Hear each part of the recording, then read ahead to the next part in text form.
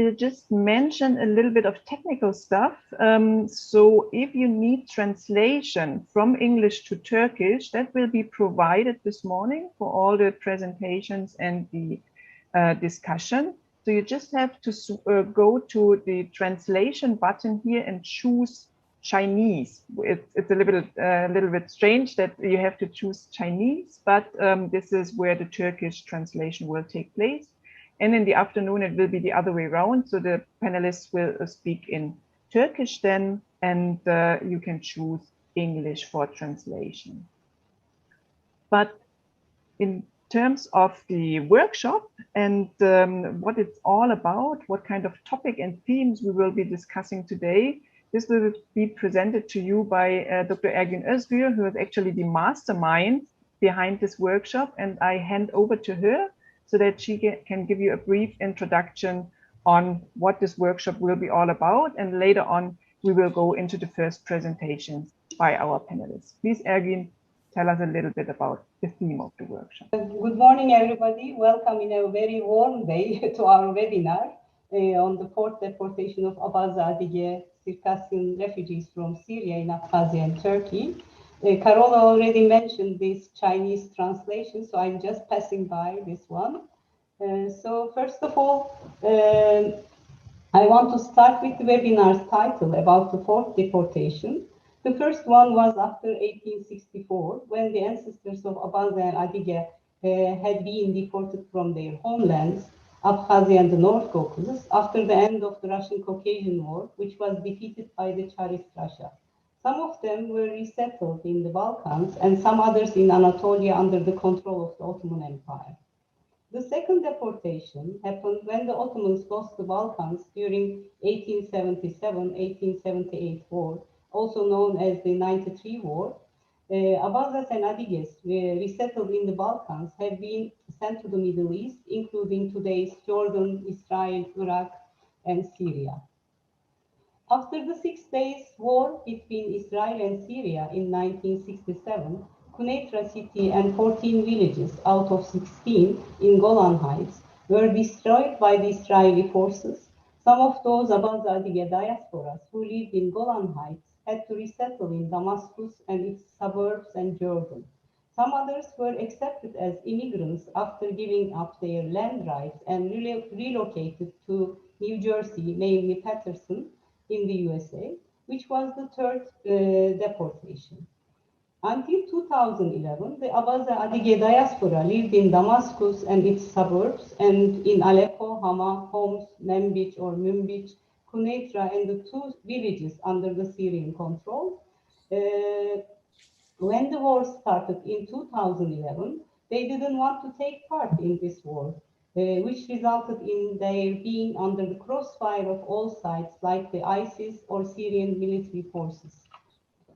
Since November 2012, many Syrian Abaza-Adyghe diaspora had to leave their villages or cities to search for a new life in their homelands, such as in Abkhazia, Adygea, Kabardino-Balkaria, or Karachoya-Cherkessia, or in the neighborhood countries, or in the European or Western countries. This can be accepted as the fourth deportation. The total number of Syrians, including Abaza-Adyghes in neighbor countries as Egypt, Jordan, Lebanon, and Turkey, are 5.5 million. There are around 1 million Syrians in European and other Western countries. Thus, the total number of Syrians who had to leave their countries is 6.6 million, and the number of internally displaced Syrians is 6.7 million as of March. So this webinar will start with two scholars who will present the current situation of the refugees from Syria in Turkey and Abkhazia in the morning session. And there will be discussions on these articles. There will be two coffee breaks at 11 and 3:30 for 15 minutes. The afternoon session will start with a documentary film screening on Adyge or Circassian. It will be followed by a discussion with the film director and a journalist. And the webinar will end with a forum and debate that also search for the further collaborations. And Participants are able to ask questions from question and answer session. If you have a questions, please write there so that we can read and answer these questions. Now I would like to give the floor to Professor Carola Richter, who will chair the morning session. Thank you very much. Thank you so much, Ergün, for letting us know more about what we are actually talking about here. And I would like to mention again that it's a very interesting topic, and I'm very curious about hearing more about what happened to Abaza-Adyghe refugees in the past couple of years, but also in history. So just one more technical hint from my side. Please, everyone in the panel who is not speaking, please also switch off your microphones, right? So that we do not hear background noises from all of you. This would also go for you, Ergün, sorry. Okay, just to make it easier for all of us. And when you have a technical question or something that is important you want to ask the tech team, please write it in the chat. Okay, so the chat function is for all technical and organizational questions. If you have a question to one of the panelists who is presenting, so please use the so-called Q&A function. That should also be in the bottom line here. So the Q&A function can be seen by us panelists and the moderators, and we will go through the different questions once the presentations have been conducted, and then we will hopefully go with you in these Q&A sessions. So please already write during the presentation if you have a certain question or a comment. It would be perfect if you could do that in the morning session in English. So if you write in English, but if you feel more comfortable in Turkish, you could also write in Turkish. Just myself, I cannot read it, I cannot understand it properly, but it will then be translated by our translators and read out by one of those who can do that. Okay, but for now, we are starting with our first panelist, who is Omar Kadkoy, and he will talk about 10 years of forced displacement and Syrians in Turkey. And Omar is a policy analyst at the Economic Policy Research Foundation of Turkey, TEPA. And there he conducts work on socioeconomic dynamics of the forcibly displaced populations, in our case here, Syrians. His research focuses on the incorporation policies in Turkey, particularly in the fields of citizenship and the labor market, and the evaluation of subsequent legal adjustments. Omar is currently an MSc candidate in international relations at Middle East Technical University, METU. So Omar, I give the floor to you, and are very interested in hearing more about the 10 years of forced displacement and how Turkey has dealt with the Syrians. Thank you. Thank you, Professor, for your kind words. And I want to thank everybody who has joined us for this session. And without any further ado, I will also share with you my presentation for the day. So yes, Dr. Özgür has assigned me with the task of starting this session with having an overview of what has happened in Turkey in the last 10 years. So I'm going to take a few moments of your time just to show you, let me say, the major stops of Syrians in Turkey for the last decade. And the framework of my presentation will look at three main pillars of Syrians in Turkey, namely the Syrian students in the Turkish educational system, and how, for example, the recent pandemic of COVID-19 has impacted their educational attainment. And there is also the pillar of Syrians in the labor market, which is also integral to the implications that the Syrian students have nowadays. And I will finish with maybe the pillar of Syrian attitudes toward repatriation, while knowing that the majority of Syrians are to stay in Turkey. At least that's what they declare in multiple research that have been done so far. Yet at the same time, if this is juxtaposed to what Turks are thinking of Syrians and where they should be living, for example, it would draw a comprehensive picture of what the two sides of the society are thinking about. So I want to start with what we know about Syrians in Turkey in very broad brushstrokes. We have 3.6 million Syrians registered as temporary protection status in Turkey. And the majority of them are urban dwellers, and just a small minority of them are still residing in the camps, which are run by the government in 5 provinces. And next to that, we know that there are around 1.1 million Syrians in the schooling age, which represent around like 1/3 of the total Syrian population in Turkey. But the enrollment rate of these 1.1 million is 63%, and I will review what sort of enrollment obstacles they have. And the remaining 2/3 are in the working age, but there is around only 1 million who are employed in the Turkish labor market, but they are overwhelmingly working informally, and only 13% have work permits. And I will also review the consequences of that. And recently, perhaps a sensitive topic concerning Syrians in Turkey is them being granted the Turkish citizenship. I have to say that this particular bit is the least straightforward policy in Turkey so far, because, least to say, this is very ambiguous still, because nobody knows why they are selected. The government says, for example, they are selected. The government selects those who are of an added value to the country, but that is maybe anecdotally not particularly the case. But I'm not going to be dwelling into any details because there is no supporting information or data about this.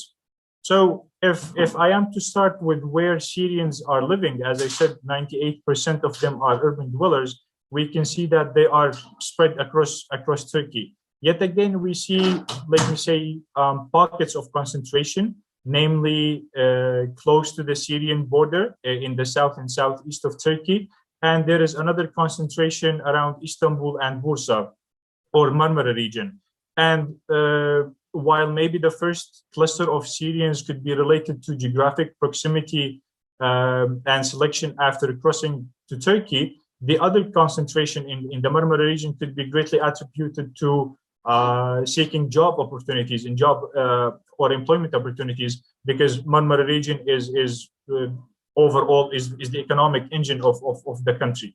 So one of the points related to Syrians' influx ever since 2011 was how it was unplanned, and by unplanned it could be meant that it was a mass influx. So the government did not have maybe proper means to control who is entering and not. But then those who crossed to Turkey and they were hosted in the camps, they started going into the urban settings of Turkey, and even that distribution was not planned neither. So at one point we see not only clusters in regional areas of Turkey, we see let me say ghettos within certain provinces, and the research we did 3 years ago shows that there is a ghetto in Ankara, and there are 2 more ghettos in Istanbul, in Fatih and Sultan Gazi,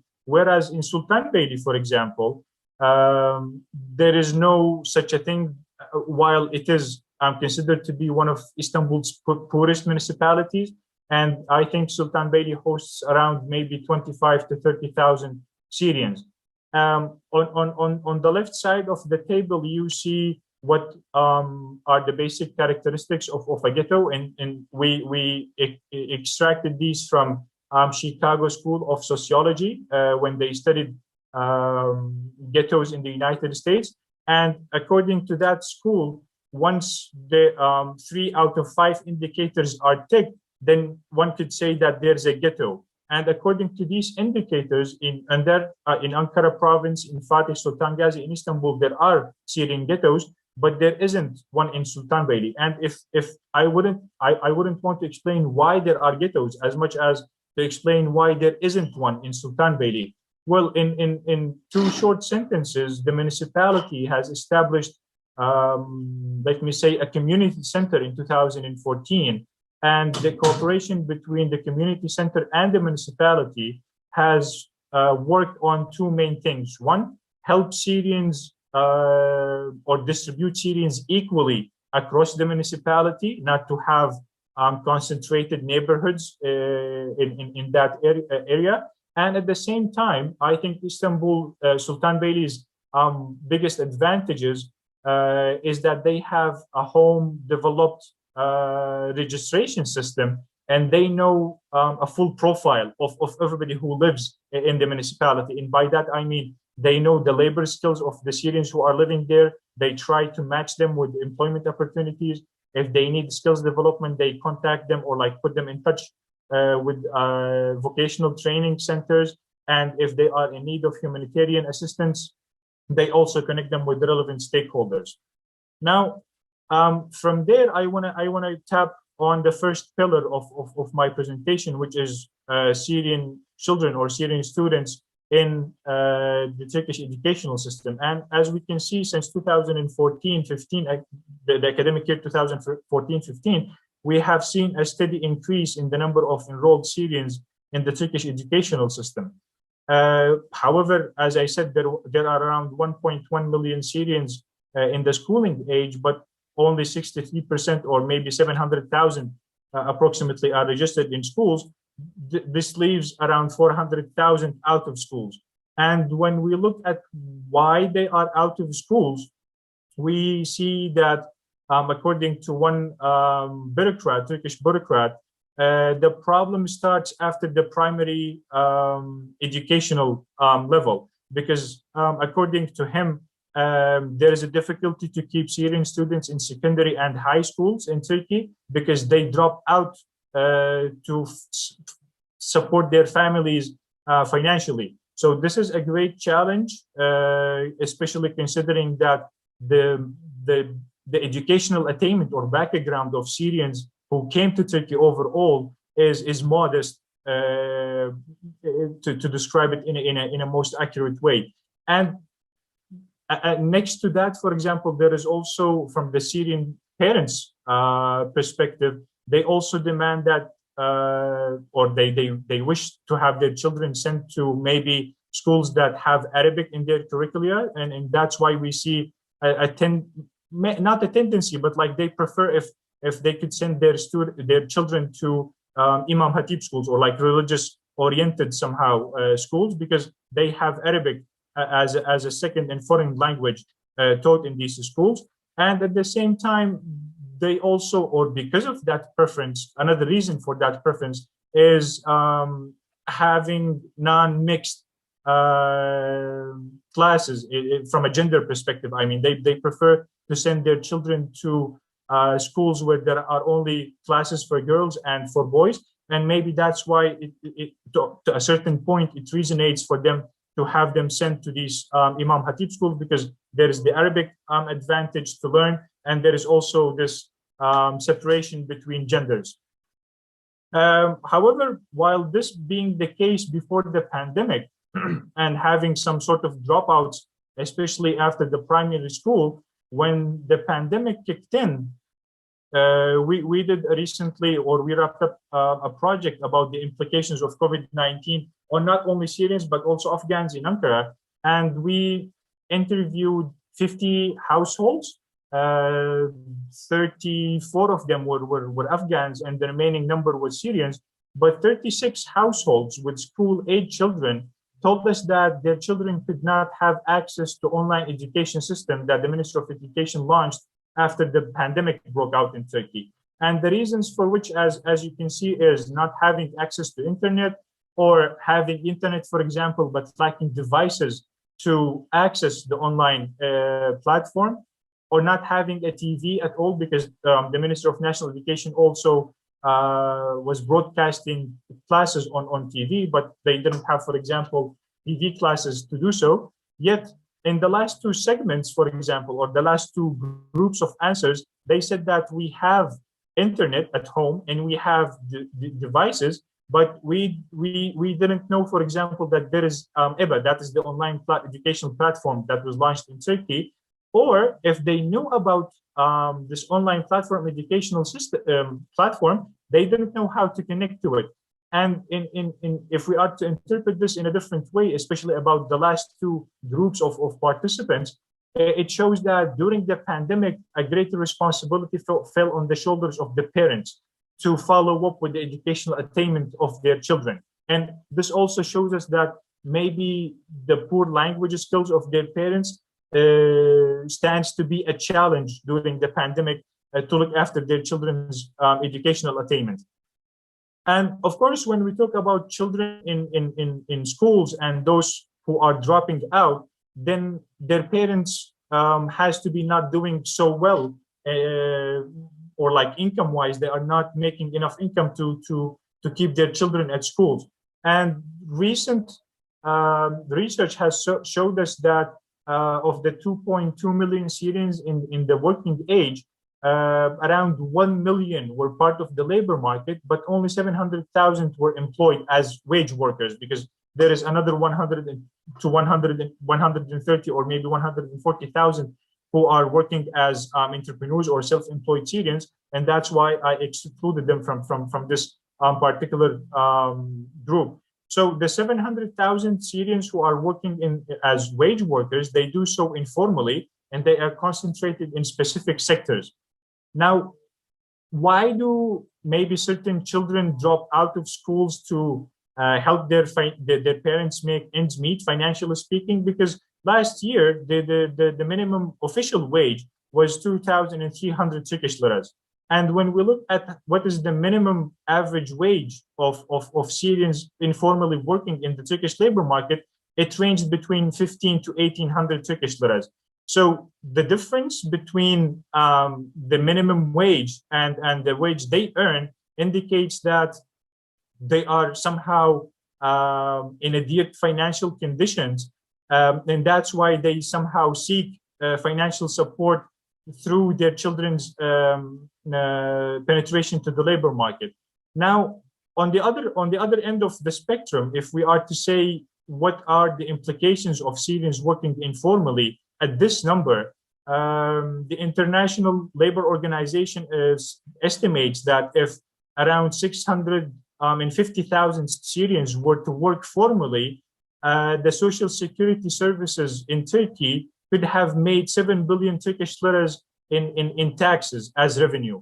So this might be a particular point of importance when we consider the rhetoric of, like, we spent 40 or $45 billion on Syrians since 2011.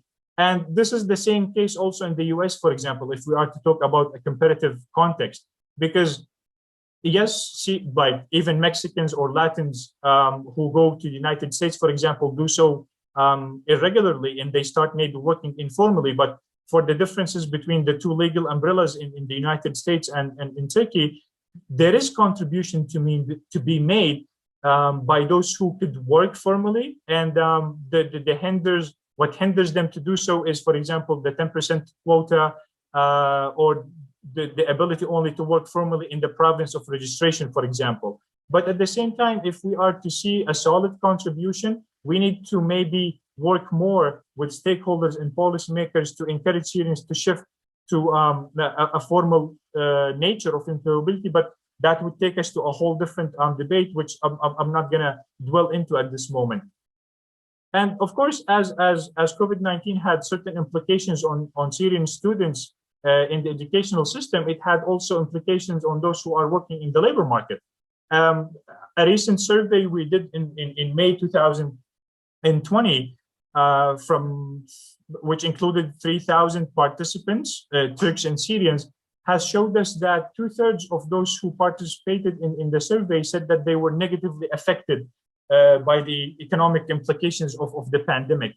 And I need to highlight one specific point. Overall, whether a Syrian or a Turk, the pandemic had greater negative implications on working women than on working men. I just wanted to highlight that. And now when we look at the impact on both Syrians and Turks, we see that, for example, those or the number of Syrians who were pushed on an unpaid leave was 4 times higher than that of Turks. And this shows maybe why it was perhaps easier to scapegoat Syrians in similar tight financial circumstances, because they were already hired because they are labeled as a cheap labor. Yet at the onset of the crisis, for example, they were also the first to be sacrificed so the businesses could continue running. And those who lost their jobs, for example, because of the pandemic is 3 times higher than that of Turks among Syrians, I mean. So this shows us why, or like what sort of implications the pandemic has generated on those who are working informally in the Turkish labor market. But I have to say that the sample included both those who worked formally and informally, and the results engulf both sides of workers, those who worked formally and informally. Yet, the same research that showed us the implications of COVID-19 on Syrian and Afghan students, it also showed us what sort of financial difficulty it brought onto them. And from 49 respondents to this specific question, only 3 households were able to make savings during 2020. And this shows, or this is an exact reflection of what happened to them in the labor market. And at the same time, and I have to say that among those, or like those 49 households who responded to this question, they had at least one family member who was working, and he or she was either laid off or also pushed to an unpaid leave. And this shows that if only 3 of 49 households were able to make savings, well, the consequence, not the consequence, but like, alternatively speaking, we have very few households who are just surviving what they make, and they make it like, what they earn on a monthly basis.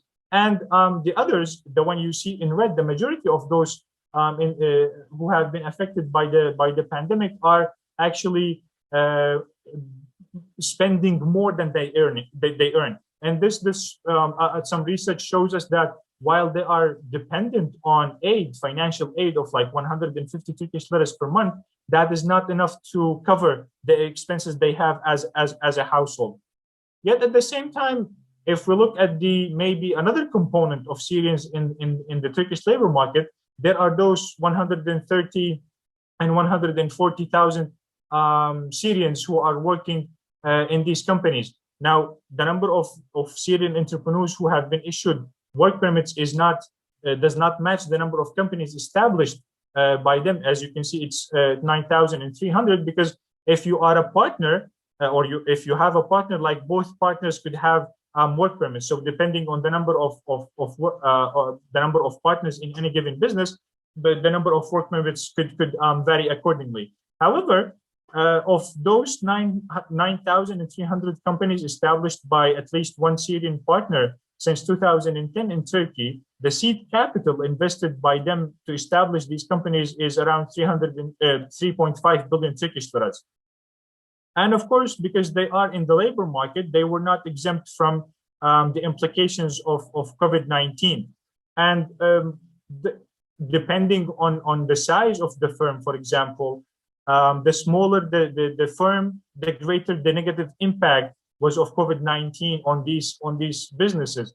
And overall, 54% have reported a decrease of like 50% in revenue, and this shows that they were greatly impacted by the implications of the pandemic. And when we look at the impact from a sectoral point of view, the World Bank says that it is wholesale and retail and construction sectors that have been affected greatly, and this is a grave concern for Syrian entrepreneurs, because 55% of the companies established in Turkey, they work in these 3 sectors. So this is also a signal of the seriousness of COVID-19 on these businesses in Turkey.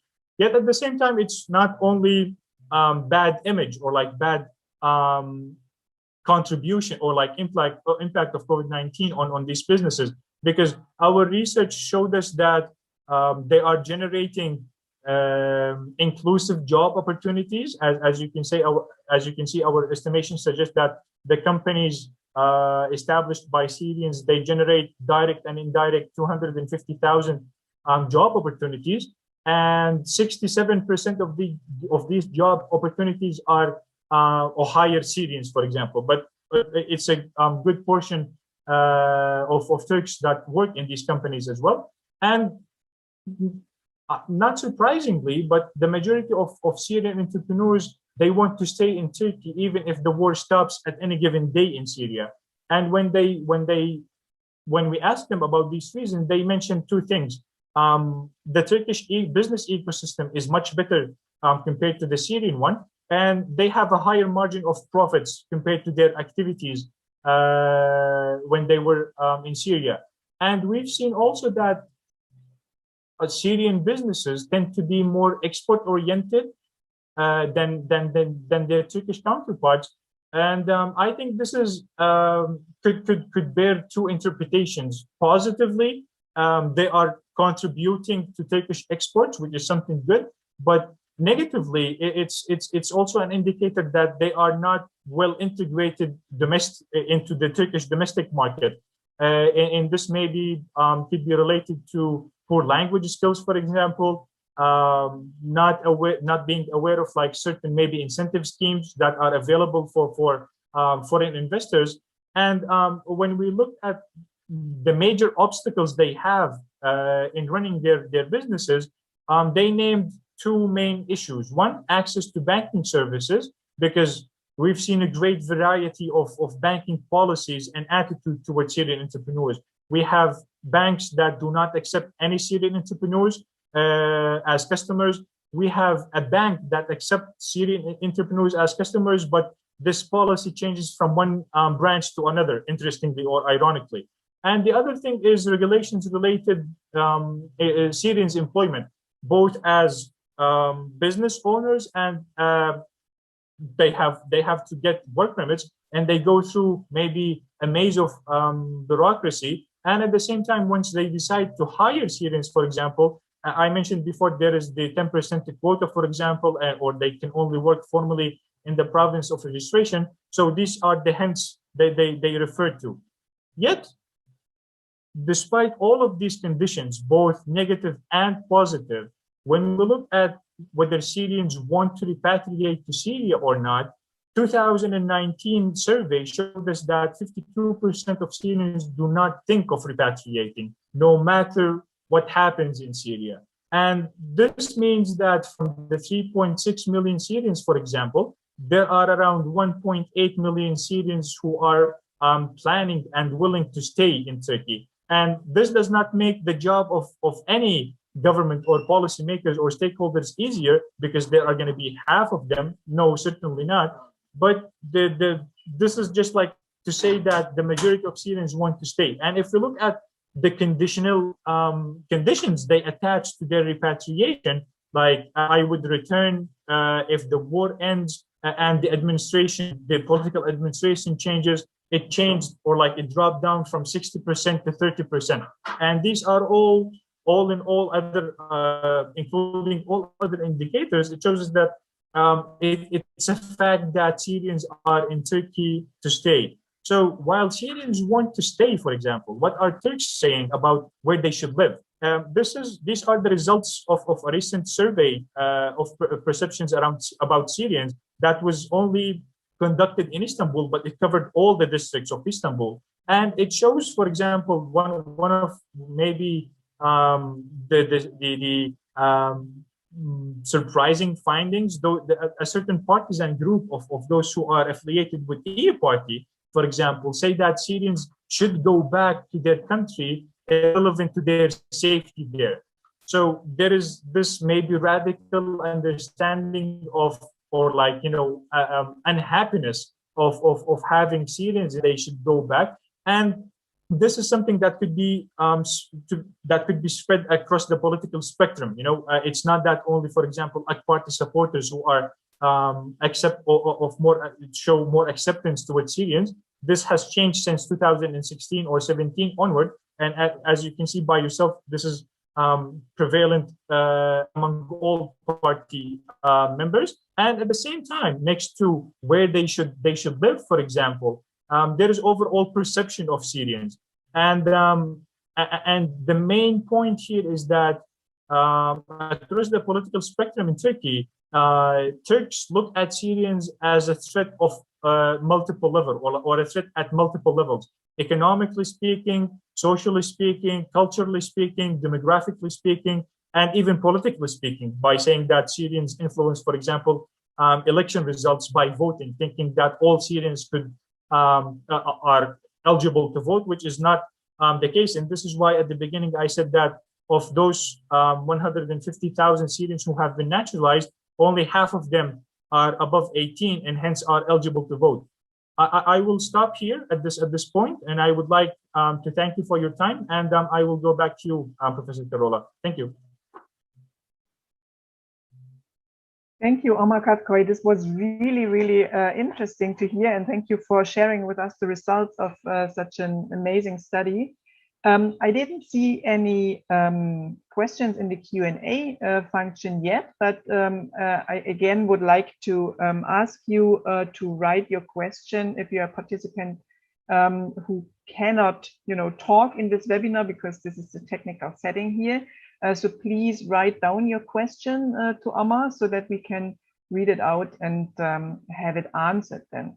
I would also like to invite the other panelists. If you have questions or comments to what Omar just told us, you're also invited to do that, and just, raise your hand, and so I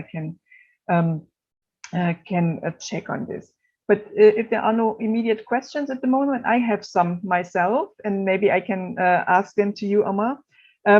Because it was interesting to see that you said in the questionnaire that you had, or in the study that you had, you distinguished between Syrians and Afghans, and I'm sure you didn't present the Afghani people here, or you didn't include it in the presentation.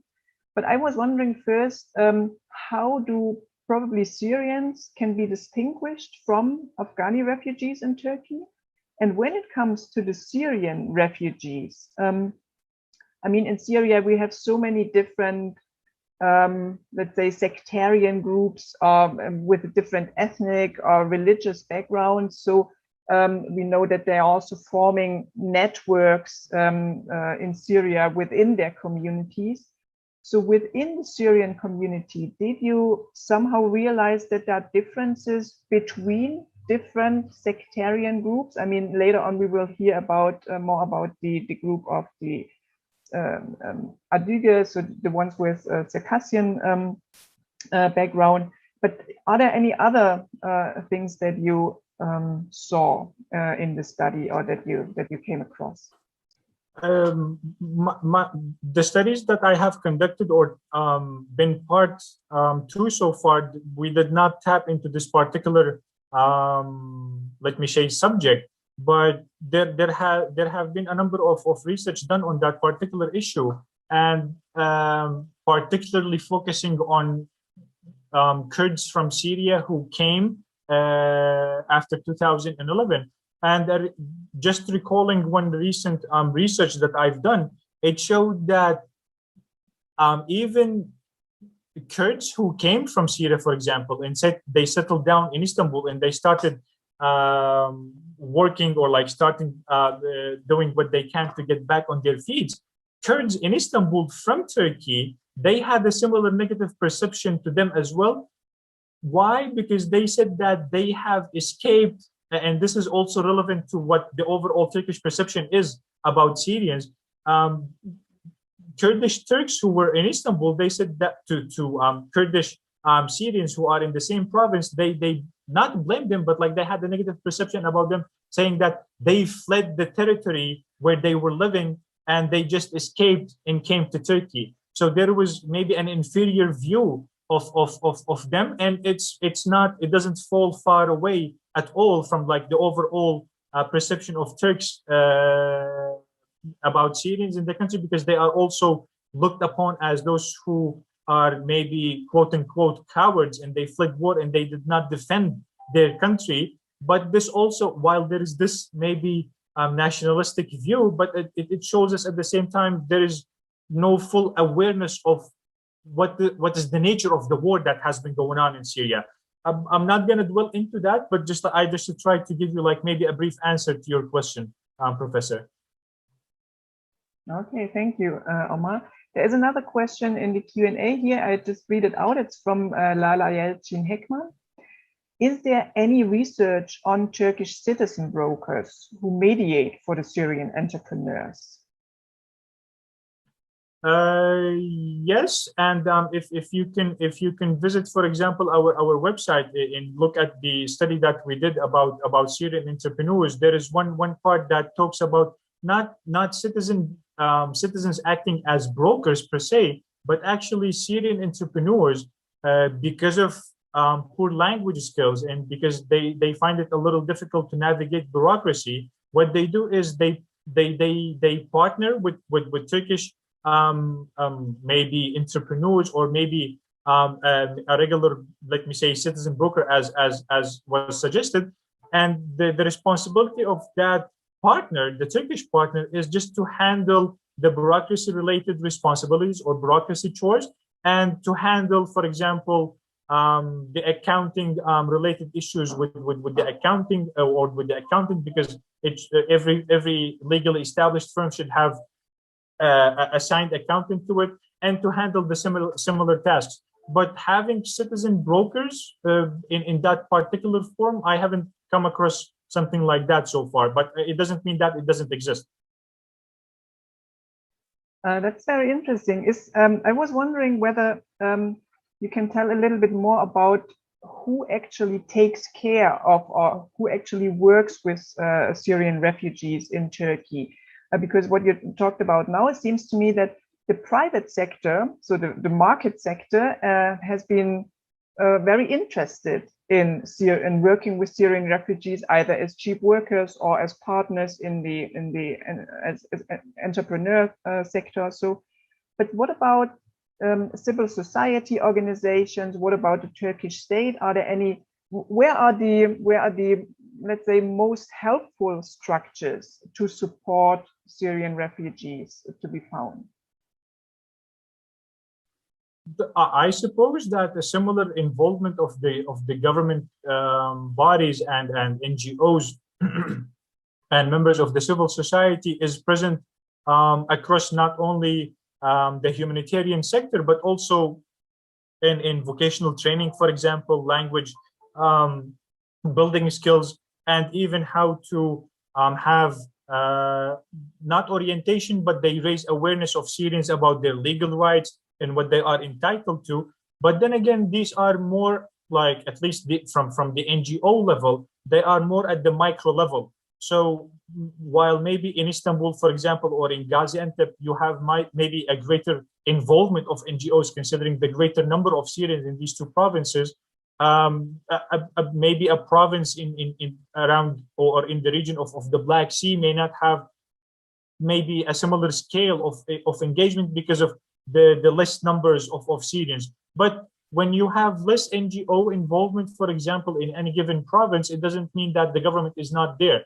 And there is, for example, what's the right translation? That community centers, maybe, that welcome Syrians and they are supported by the government, or even NGOs, for example, like the Turkish Red Kızılay.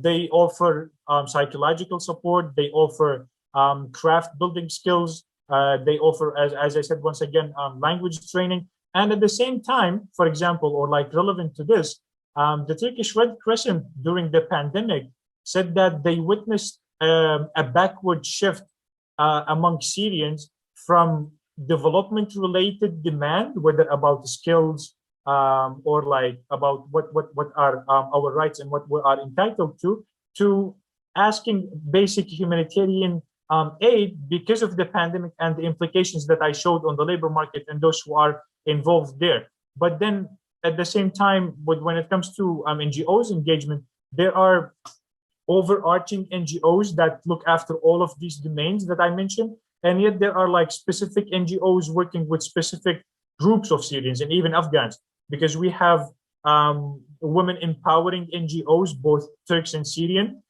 working particularly with Syrian women, for example. You have NGOs looking after only children and their different demands.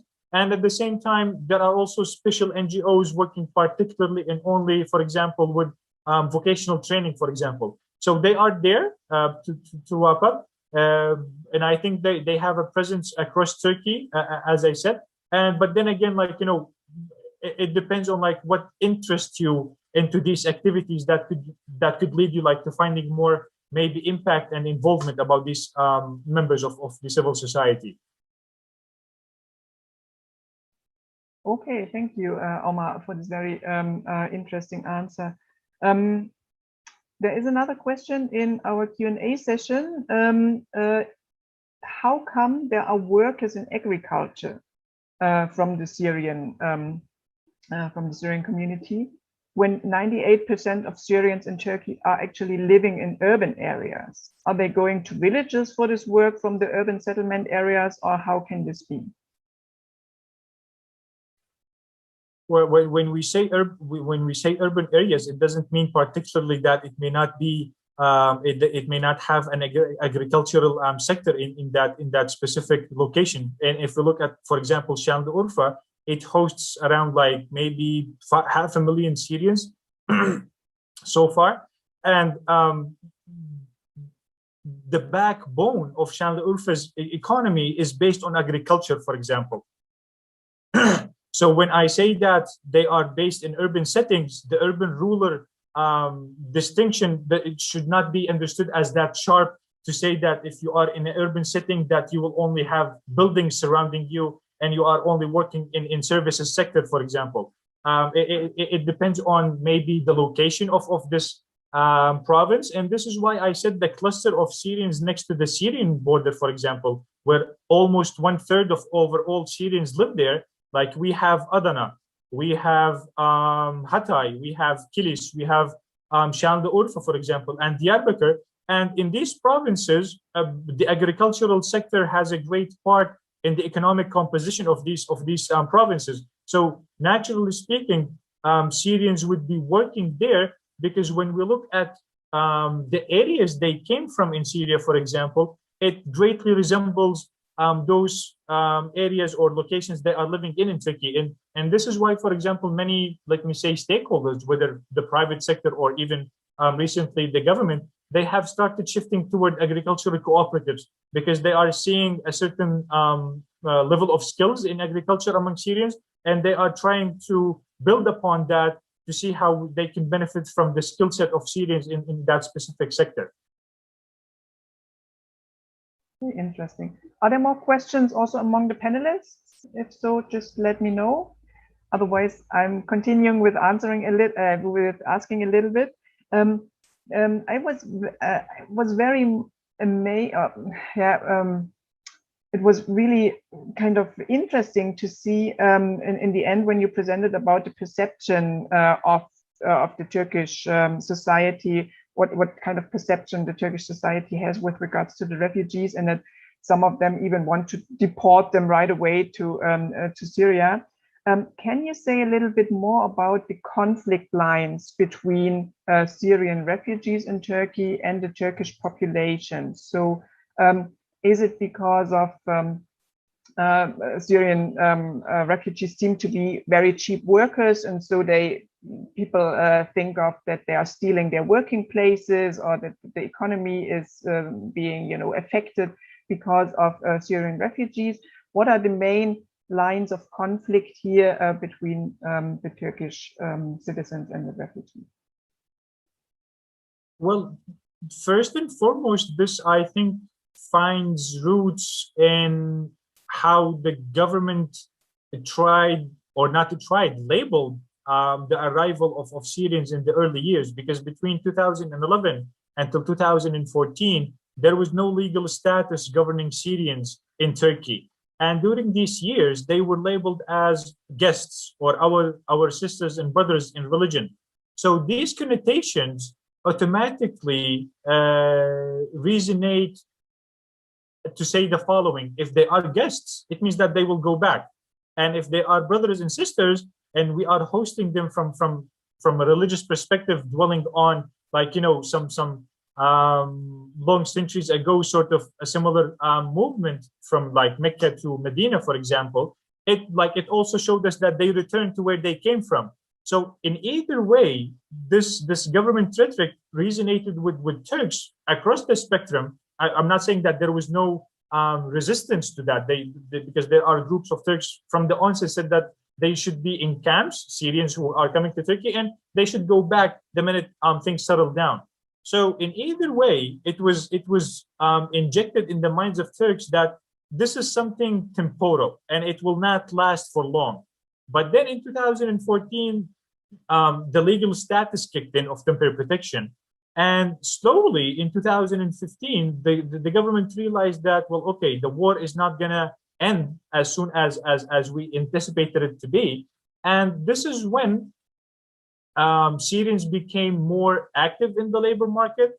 In 2016, the work permit regulation was issued, not to say that it allowed greater penetration, because of the first 5 years, any Syrian who was looking for a job already found one and started working informally because of the lack of a legal status to have them access formally the labor market. And this is when the problem starts, because the overall perception, negative perception of Turks about Syrians is greatly economically related, because when they started working informally and they were looked as cheap labor, and this was seen by different syndicates who argued that if Syrians are regulated to work formally in the labor market, their attraction point of being a cheap labor would lose its meaning.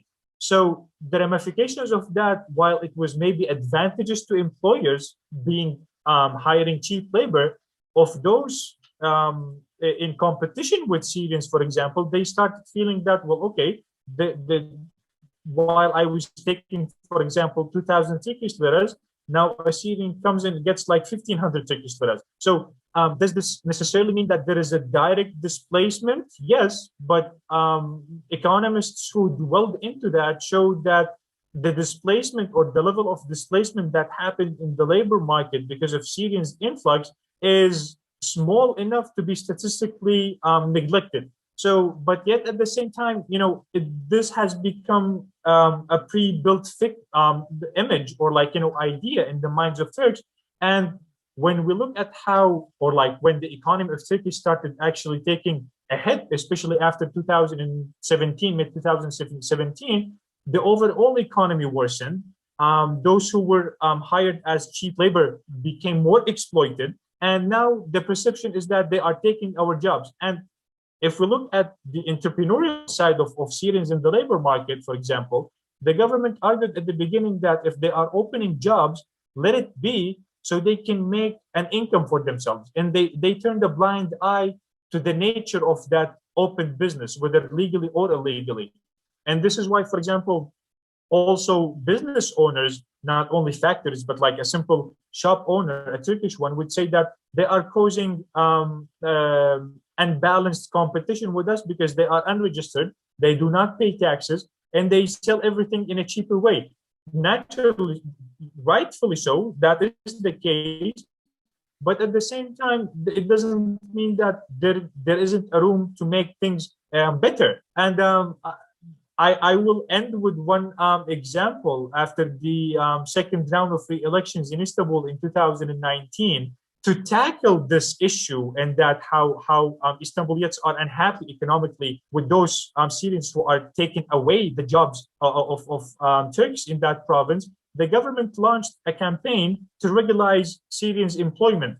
And at the end of, I guess, 8 or 9 months of that campaign, they found out that more Turks were working informally than Syrians. So it's an embedded way of working. The informal economy of Turkey stands at like 33 or 35%. And Professor Taymaz will dwell into that in the session during the afternoon. But while we have that informal nature across the country, it's very unlikely to see Syrians working formally, in just like the 130,000 work permits issued to them maybe stands as a good evidence to that. Very, very interesting. And in times of crisis, it's always then a scapegoat that is being searched for, and probably in this case, yeah, the Syrian make a good scapegoat here, but also it puts some policy pressure on those policymakers. Then we have a very last question here. Thank you, Lala, for asking interesting questions. The question is, are there any indicators that the Syrians in Istanbul and the Marmara region are better off or better educated than those living in other regions of Turkey? I don't have an answer to that actually, but if my memory serves me well, Professor Murat Erdoğan, in his Syrians barometer, he dwells into the educational attainment level of Syrians in Turkey, and I think because he covers like a very large sample across the country, I think his findings would be somehow solid to answer at least the educational part or educational attainment or background of Syrians in Marmara region. But I'm not sure that there is, or I didn't come across any study so far that showed those who are in the Marmara region are at least economically better off than those in other regions. But if I am to maybe answer it from a different perspective, knowing that Marmara region is economically better off other parts of Turkey as a region, it might be an indicator that those who are there might be doing better than those who are in the south and southeast region in Turkey. But I think a more maybe research should be done about that. Okay, thank you very much, Omar, for this very, very interesting first session. I think we got a lot of input and information. And now we already take a short break of about 15 minutes. So please be back here at 11:15 when we have the second panel with Ergün Özgür's presentation. So see you in a couple of minutes. Thank you. Okay, but now we are going on again content-wise, and this time it's Ergün Özgür who will present her study here. And Dr. Özgür has obtained a PhD degree from Marmara University in organizational behavior, and you will see that she has many hats on. She also obtained a BSc from the Public Administration and Political Science Department of Middle East Tech University in Ankara, and has 2 master degrees, one in global politics and international relations and one in banking. So different hats that she has on here. And after obtaining her PhD, Dr. Özgür worked as assistant professor at the Cyprus International University in Nicosia.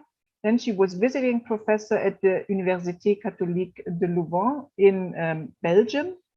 And during this visiting professorship, she signed also the peace petition of the Academics for Peace. And after that, she had a postdoctoral fellowship at the Käthe Hamburger Kolleg Law as Culture, and then at the Leibniz Zentrum Moderne Orient here in Berlin. And currently, she is an Einstein guest researcher at the Institute for Media and Communication Studies at Freie Universität. And Dr. Özgür's research interests center on culture, ethnicity, gender, identity, migration, and refugees, and of course also on the region of the Caucasus, Abkhazians, and Circassians. And that is where she will focus in now, talking more about a specific group of refugees from Syria, namely the Abhaza-Adyghe refugees.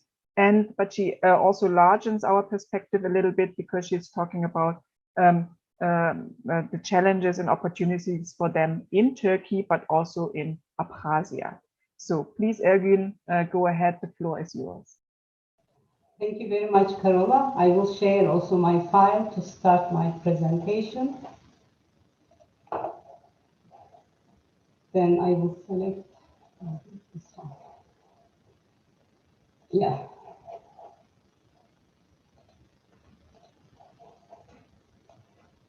Okay.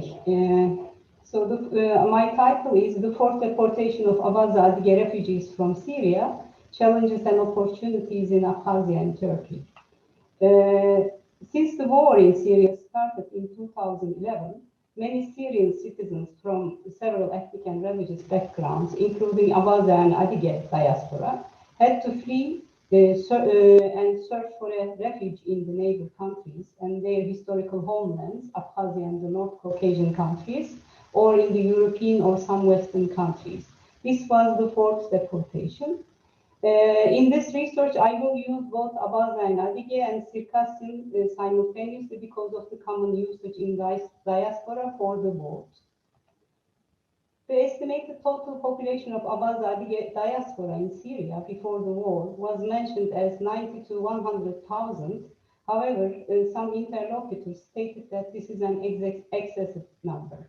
Since the beginning of the conflict and war in Syria, Turkey has implemented an open door policy that changed with the visa implementation in 2016. The population of Turkey is over 83 million, and the number of refugees and asylum seekers is around 4 million, and the overall population of Syrians in Turkey is 4.5%. Because of Turkey's reservation on the Geneva Convention on Refugees in 1951 and its protocol in 1967, the Syrian citizens were accepted as guests initially. Turkey welcomes only those who are affected by the events in Europe as refugees. Due to the receiving a large number of refugees from Syria, the Directorate General of Migration Management, under the Ministry of Interior Affairs, was founded, and the Law on Foreigners and International Protection in 2013, and the Regulation on Temporary Protection has been put into effect in 2014. Since 2017, the Syrians in Turkey are called as the citizens of the Syrian Arab Republic under temporary protection, as Omar mentioned in the previous section. Registration and having a temporary protection and getting ID cards to protect them from being arrested and deported and benefit from free primary health care and education opportunities. After 6 months of their registration, they can apply for a work permit and seek social assistance. Around 1.8 million Syrians living in Turkey receive cash assistance, so which is 16 euro, because I'm mentioning this number because it is too exaggerated in Turkey, and which is funded by European Union and coordinated by International Federation of Red Cross, Red Crescent, and Turkish Red Cross. When we come to Abkhazia, according to the official census in 2011, the population of Abkhazia was around 240,000, and it was reached to 246, maybe 50, and composed of Abkhaz, 50%, Armenians 18%, Georgian 18%, Russian 9%, and there are also other small minorities like Greeks or Circassians. However, there are around 250,000 displaced Georgians from Abkhazia in Georgia after the Georgian-Abkhazian War in 1992-1993, and almost 50,000 of them repatriated to the Gal region in Abkhazia. Because of the recognition of Abkhazia by only 5 UN member countries, Russia, Nicaragua, Venezuela, Nauru, and Syria, and not having economic connection with the other parts of the world, the monthly salaries are very low in Abkhazia, and no Western countries recognize Abkhazia's independence and accept Abkhazia within the territorial integrity of Georgia. Many households do not have regular salaries, and there are not many job opportunities for the newcomers, such as repatriates or the citizens. Sending one member of the family to Moscow or Sochi to work is a survival practice for some families. Abkhazian citizens who worked during the Soviet times receive pensions from the Russian Federation if they kept their old Russian passports and worked during that time. And Georgians who have Georgian passports, they also get Georgian pensions. Today, UNDP, UNICEF, UNHCR, and 7 other international organizations have offices in Abkhazia, such as the Danish Refugee Council or ICRC. The Abkhazian authorities accept the Abkhazia and Abazinians diaspora abroad as the natural citizens of Abkhazia in accordance with the constitutional law on repatriation. The State Committee for Repatriation and Repatriation Republic of Abkhazia was founded in 1998 and deals with the repatriation process since then. According to the chairman of the Social Adaptation of Department of the State Committee of Repatriation, Nanda, since its foundation, around 10,000 people from diaspora have received Abkhaz citizenship, and half of them are living in Abkhazia, and about 1,000 are from Syria. Therefore, the population increase due to repatriation is less than 5%, as like in Turkey. Other than Abkhazans, Abkhazan authorities accepted the citizens of some Ubuks and Adyges due to sharing the same faith, having similar culture. Since the constitutional law on repatriation, 1998, accepts only those Abazas as natural citizens, repatriates who have mixed families are going through different processes. The decision about Abazas was taken by the State Committee of Repatriation and took a shorter time. On the other hand, the mixed family members, such as Adıghe applicant, is processed by the Commission on Citizenship that works under the President and takes a longer time. The interviews confirmed that the Commission was not meeting for a long time, and there was a long waiting list until 2019. Now started to meet since 2019. The Syrian repatriants are also bound with all limited opportunities and conditions that affect the citizens in Abkhazia, including the previous repatriants. Some Syrian repatriants might know the official language, Abkhaz, but they also need to learn Russian, the most used second language, to participate in society and integrate into the labor market. There is a possibility that repatriants follow a similar pattern as the host country nationals, such as searching for a job, for job opportunities abroad as a survival mechanism due to the limited opportunities in Abkhazia. My argument is this article will discuss the open door policy of Turkey to accept a large number of refugees defined as guests in the beginning and called as citizens of the Syrian Arab Republic under temporary protection, and the support provided by two umbrella organizations and their networks in Turkey. It will also look for the positive reflections of the civil society and the decision of the Abkhazian officials to coordinate the repatriation of the Syrian Abaza-Adyghe diaspora to Abkhazia, who were called as persons as refugee-like situation by the international humanitarian or refugee organizations. This study argues that having a network contributes positively to the Syrian Abaza-Adyghe people's resettlement in Abkhazia and Turkey. So I will try to answer what are the aims and reasons behind refugee and repatriation programs and how they are welcome and coordinated and resettled. I have many other questions, but today these two are enough to discuss.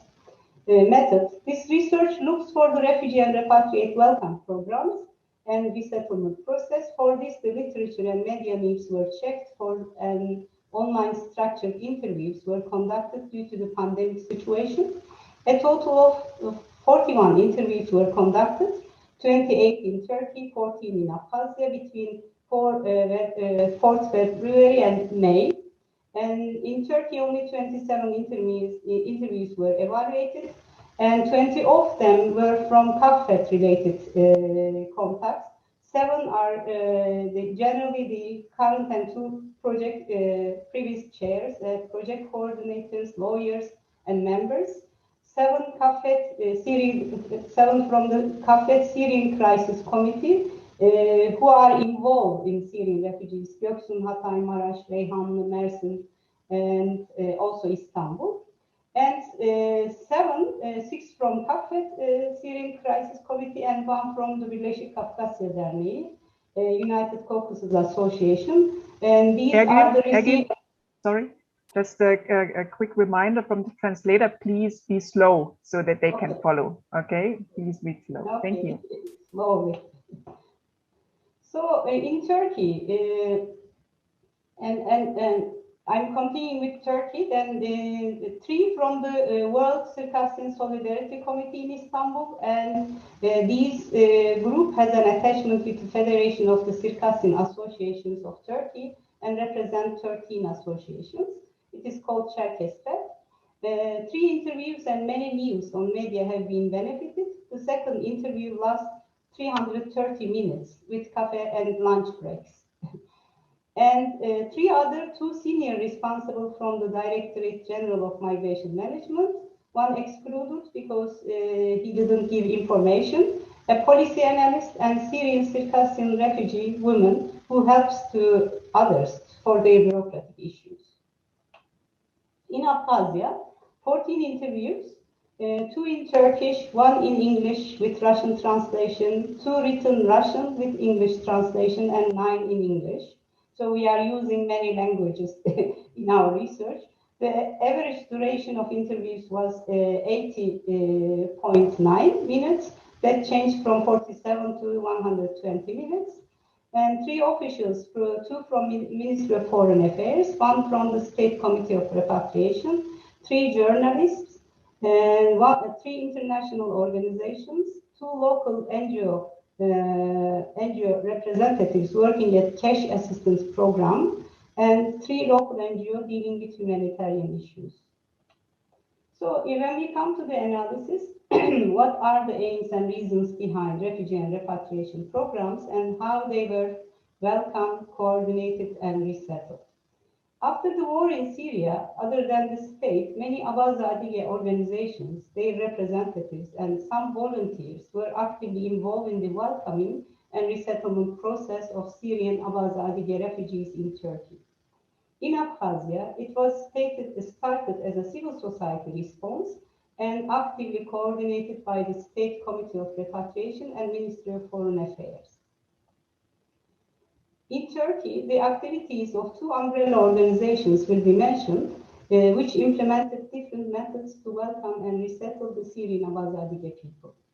The first group is CAFRET-related group, while benefiting from a large network of around 55 associations, tried to resettle them either in the Caucasus as their ancestral homelands, if they prefer and can be arranged in accordance with the law, or in Turkey.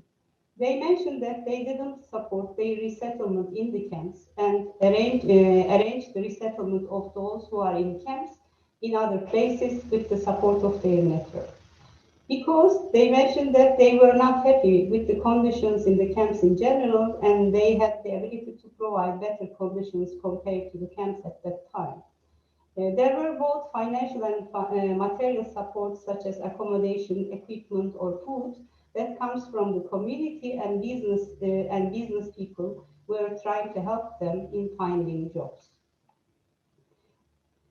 WCSC World Circassian Solidarity Committee representatives mentioned that they announced on the Facebook about their call for application to come to Turkey in Syria, and their resettlement will be at Visit 2 container camp, around 200 containers out of 900. These were under state's control and has better conditions such as a private toilet, etc., compared to the Nizip 1 tent camp. However, there are also news about the resistance of those who came and didn't want to stay at the camps and tried to run away from the camp after a certain time. The World Circassian Solidarity Committee Secretary General also stated that they aim to help them to leave the camp as soon as they find better options. And there were around 500 to 1,000 people resettled outside the camp with their network support. From the interviews, it was confirmed that when any Syrian Abaza-Adyghe people came or they get the info that they are coming, the representatives of CAFRET Syrian Crisis Committee meet them wherever they were. And the first meeting points were the border cities or towns such as Adana, Gaziantep, Göksun, Hatay, Maraş, Reyhanlı for those who came by highway, Mersin Port for those who came by ship, and 2 Istanbul airports for those who came by airway.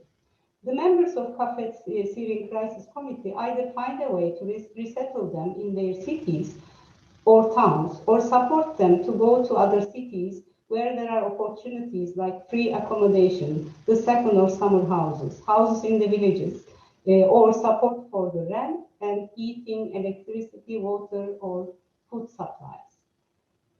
During the interviews, an actively involved person from the Kafet Syrian Crisis Committee from Maraş and also Gaziantep mentioned about hosting 541 people in his flat, and his neighbors about hosting 114 people. The duration of hosting changes from one night to a few days or longer. The next step was to check with Kafet Syrian Crisis Committee and transfer them to the next place. And he mentioned transferring 54 families only to Kayseri and to many other cities. After their transfer, the responsibility rests on the receiving city until they reach to the next point, and they can be supported by the funds raised by Kafet Syrian Crisis Committee, such as for tickets. After the arrival, the receiving association provides support for the accommodation or facilities necessary to live and asks support from the fund raised by Kafet. Kafet representatives confirmed the active contribution of diaspora members to this fund, which was mentioned as transparently shared on their webpage. Its amount has reached to 3 to 4 million Turkish lira, which is about around 800 to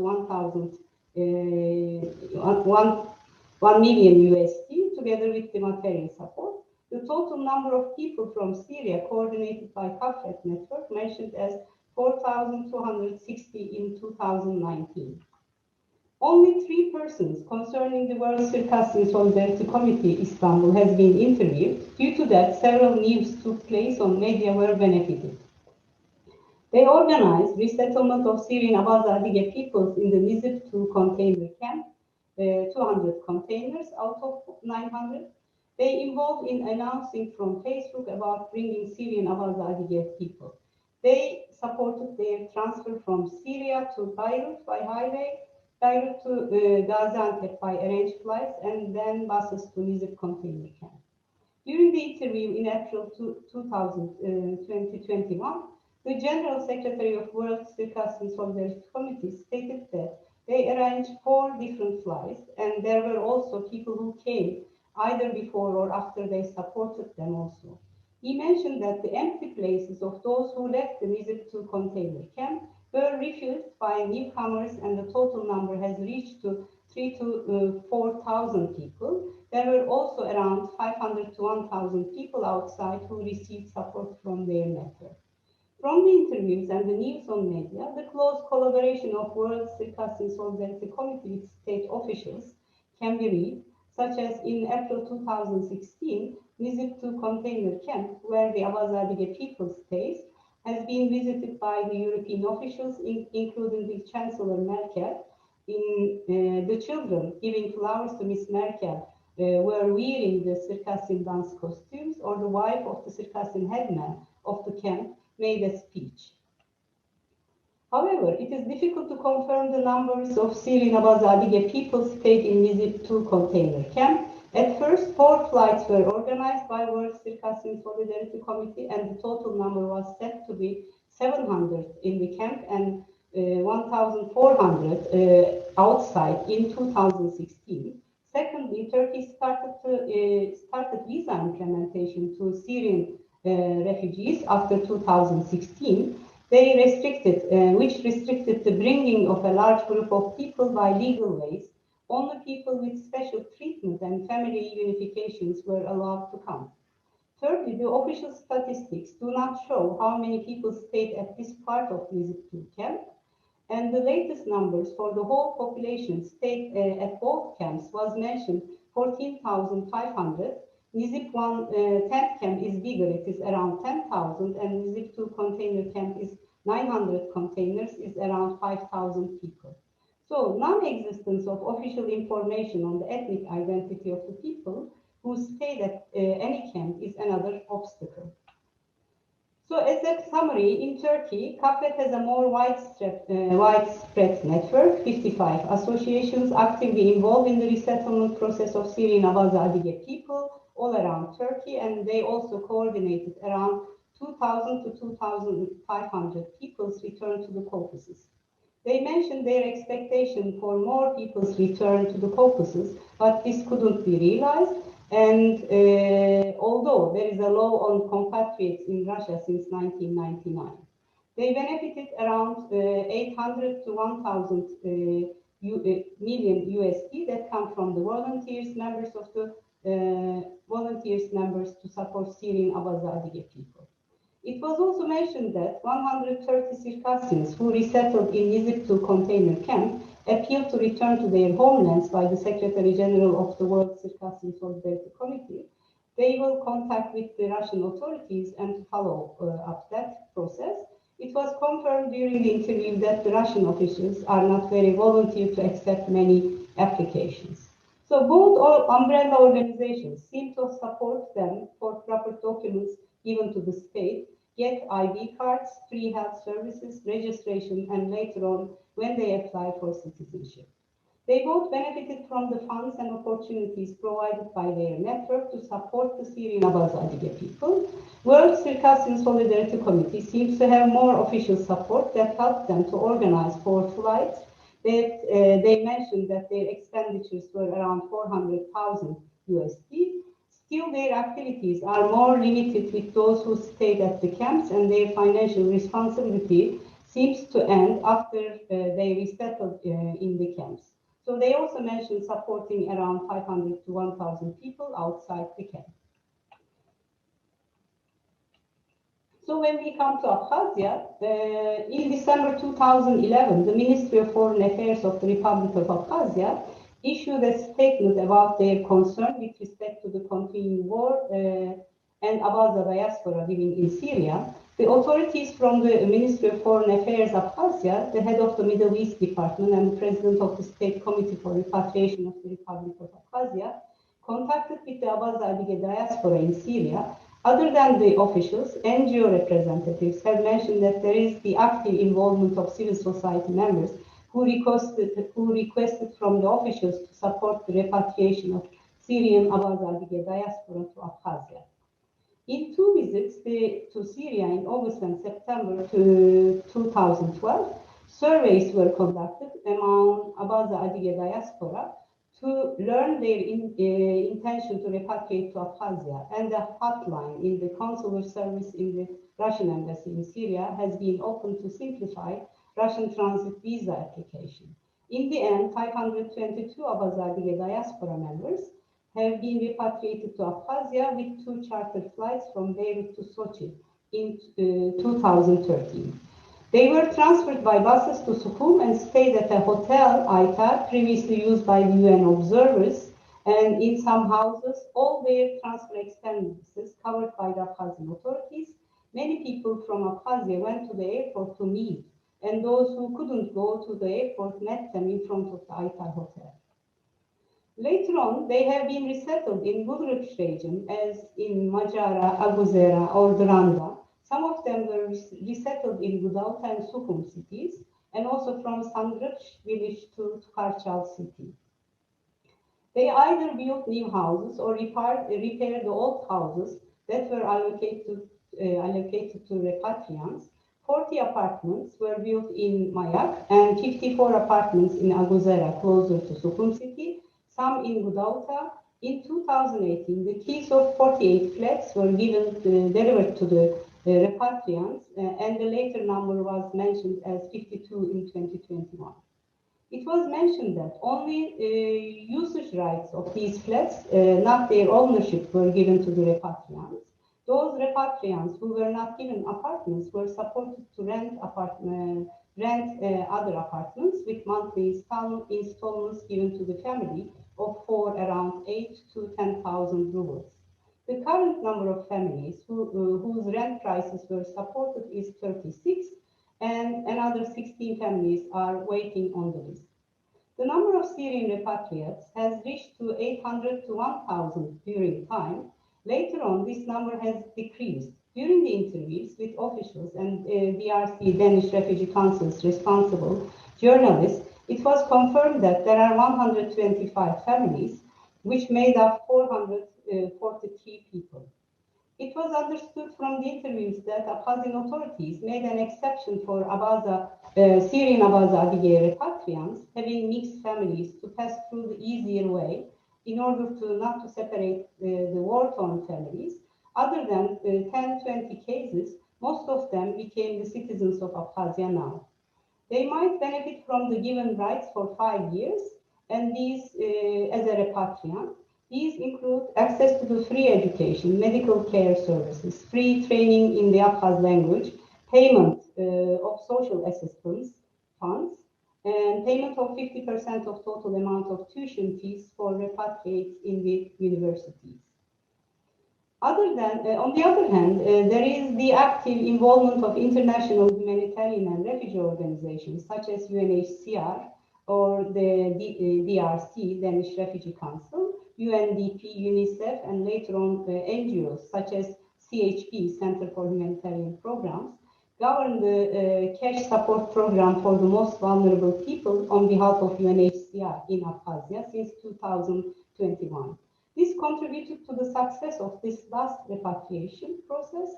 However, the international humanitarian and refugee organizations support them by using another terminology, persons as the refugee-like situation due to West's non-recognition of Abkhazia. According to DRC responsible, this support was possible due to the UNHCR's reflection on the Syrian refugee crisis that was divided by regions, in which Abkhazia was somehow following with the European region at that time. In 2013, there were almost no Syrian refugees in Europe, when 500 plus Syrian citizens repatriated to Abkhazia. The South Caucasus Regional Office was able to access the funding from the Europe's budget for this emergency response. So the interview with DRC responsible underlines the projects that have been supported the fund used for this project is 2 to 2.4 million USD between 2014 and 2016. Repairing the accommodation, equipping them with necessary household inventories, 25 in Dranda, a total of 35 families are living around there, 100 people.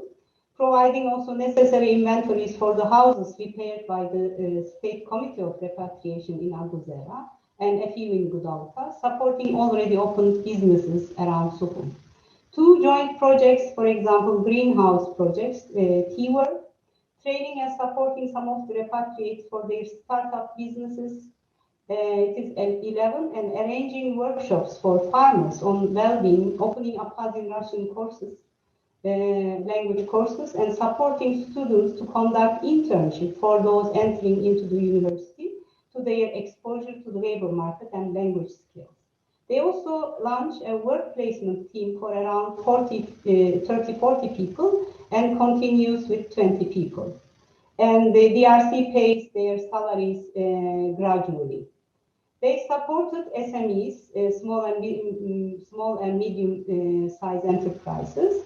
There are also larger companies that have repatriates in their workforce, and they repaired kindergarten, can be benefited around 35 families. Other than DRC's project, the cash support project of UNHCR started in 2020 and is coordinated by CHP, Center for Humanitarian Programs, in 2021. It continues for the most vulnerable people due to the pandemic in Abkhazia, including Syrian citizens. Depending on the necessity, the applicants can receive a small amount of cash for a maximum of 3 months, and a family composed of 2 can receive around 8,000 rubles for a month. The cash assistance can be received if none of the family members is working. Moreover, they support the most vulnerable people's urgent surgery medication or support for the school children. So around 70 to 95 families, 356 people benefits from this fund. During the interviews, a successful civil society project has also been mentioned by all interlocutors, which was funded by UNDP and called Abkhazia. It was implemented for 9 months, and the activities have been benefited by 700 participants, including repatriants and local citizens. It was managed by a civilian activist of that time who is working for an international organization now, and a repatriate and activist from Turkey who was working for a municipality in Turkey and was in Abkhazia during the project. So as a summary, in Abkhazia, the State Committee for Repatriation has a considerable budget that was accumulated from each working people's salary of 2%, the total number of repatriants is lower than 5% since 1998.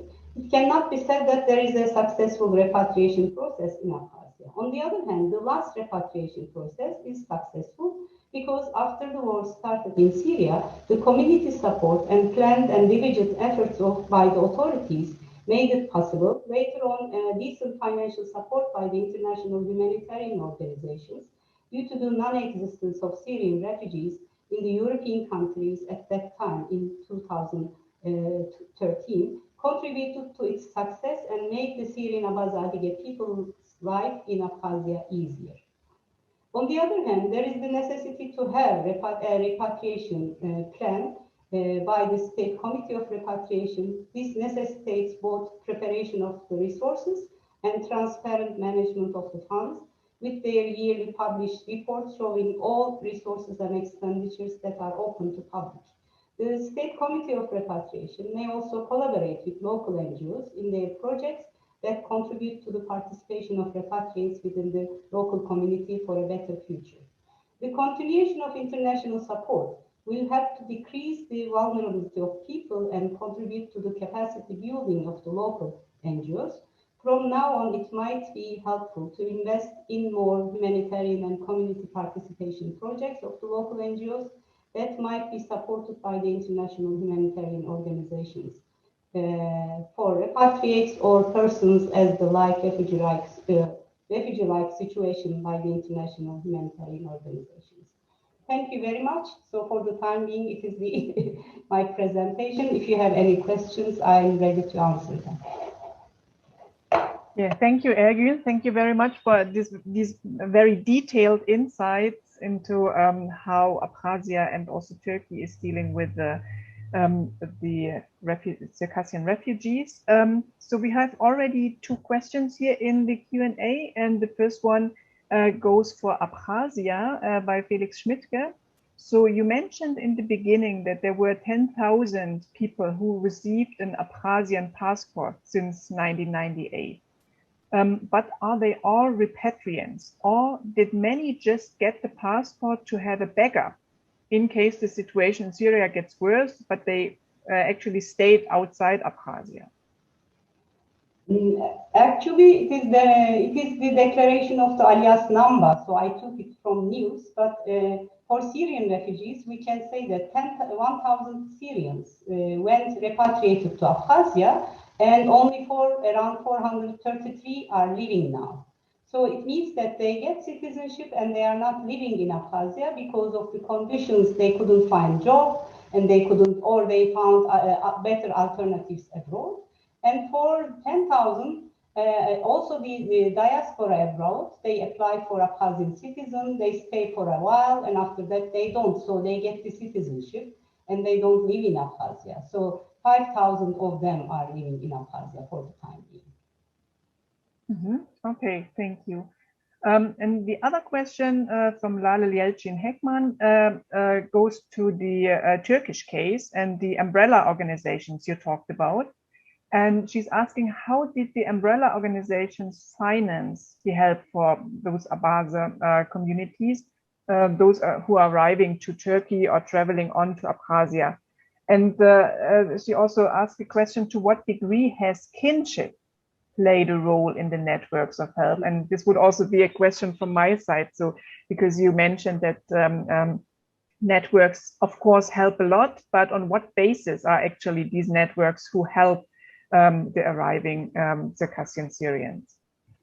Actually, both organizations raised funds, because in Turkey, the associations can raise funds during this emergency issues, and they both CAFET also raised funds, and also World Circassian Solidarity Committee also raised funds for this.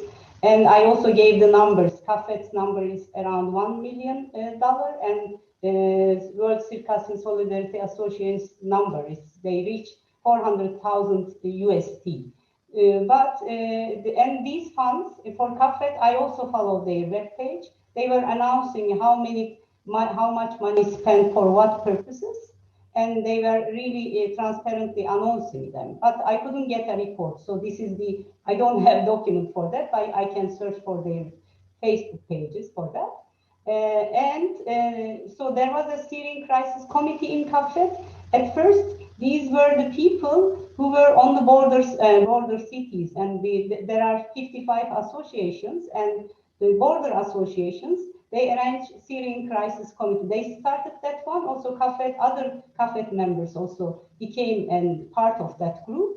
So, for example, a person comes to Hatay, which is a border city, and that person meets him. This person is really 541 person he met in his house, and maybe one or two persons were his relatives, but the others he doesn't know them even. So they were distributing the phones of people, and they were coming. And when they come to the border cities, they were contacting with the Kafet Syrian Crisis Committee and asking if they need, for example, price for tickets or transfer, where to transfer them. So at first they also not only fundraising, they also search for available houses. For example, if a person has a summer house, they were saying that I let a family who can live 1 year in my flat without payment. So they had a list, so they were coordinating from border cities to inside. So they transferred these people to in the internal cities where Circassians also living, and they have contact persons. So when they go there, the contact persons are taking the risk. I mean, they are trying to resettle them. If they don't have a finance, they are contacted to Kafet to give them, I mean, of course, with documents. So they were sending them, and they are getting their finance. For Caucasus, I also talk about this. I didn't present during the presentation because of not having time. They were paying their visa prices, and they were also asking the associations in the Kabardino-Balkaria or Adıgeye to send invitations because in order to get a Russian visa, you have to have an invitation from someone or an institution. And there are institutions who are dealing with repatriation or refugees. So they were asking them to send an invitation, and these invitations also paid. So they were paying this money for them to go. And for some others really in need, and they couldn't pay their ticket also, they were paying their ticket price. But the problem is that they couldn't send more than 3,000 people because Russian authorities started the process became very slow and they couldn't send them. So even though some people wanted. And the second question, it is kinship, yeah? Some of them, yes, they have kinship and also family ties. In Abaza-Adyghe families, they have family names, and a person who is coming from their family, they are relatives. So they try to host them. But these family ties are important, but generally these networks, they didn't consider the family ties. If, for example, if there is a person who is from X family, and if they know that family's relatives in Turkey, they try to establish contact. But they help everyone. They try to help everyone. Okay.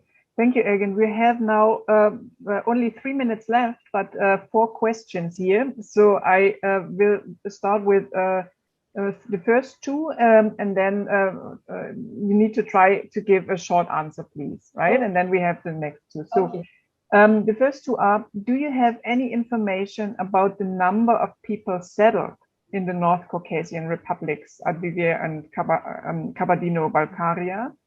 The second one would be, what is the degree of economic and social integration of those settled in Turkey and Abkhazia? For example, what is the proportion of people who got a job now? So maybe you have any factual information on that. First of all, the numbers in Kabardino-Balkaria is 2,000 to 2,500. In also Adıgeye 350. So I have these numbers are in my article, and also I mentioned that one.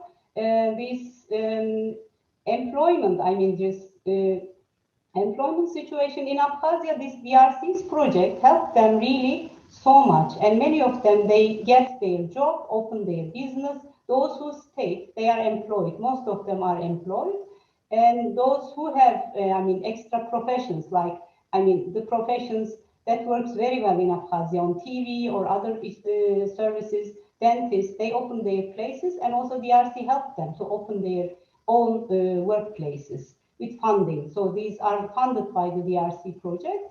And in Turkey, unfortunately, it is very difficult to find data about it. We don't have it. And also, my advice for the umbrella organizations and all organizations to keep records, because they don't have written records. So I got all data by talking, by interviews. So I have this data because I talked with 41 people. Due to that, I have it. But there is no published report. It will be very helpful if they publish something. Okay, I have now 3 more questions. Sorry for that. They're coming in here very quickly. So one is in the Q&A by Emine Zahingas.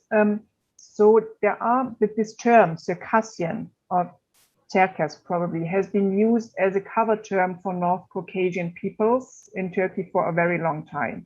But is it the same with the Caucasians in Syria? So do they use this term? And if so, were the people from other Caucasian ethnicities among the Circassians, were there other Caucasian ethnicities among the Circassian refugees from Syria? Actually, I had an explanation about this Circassian.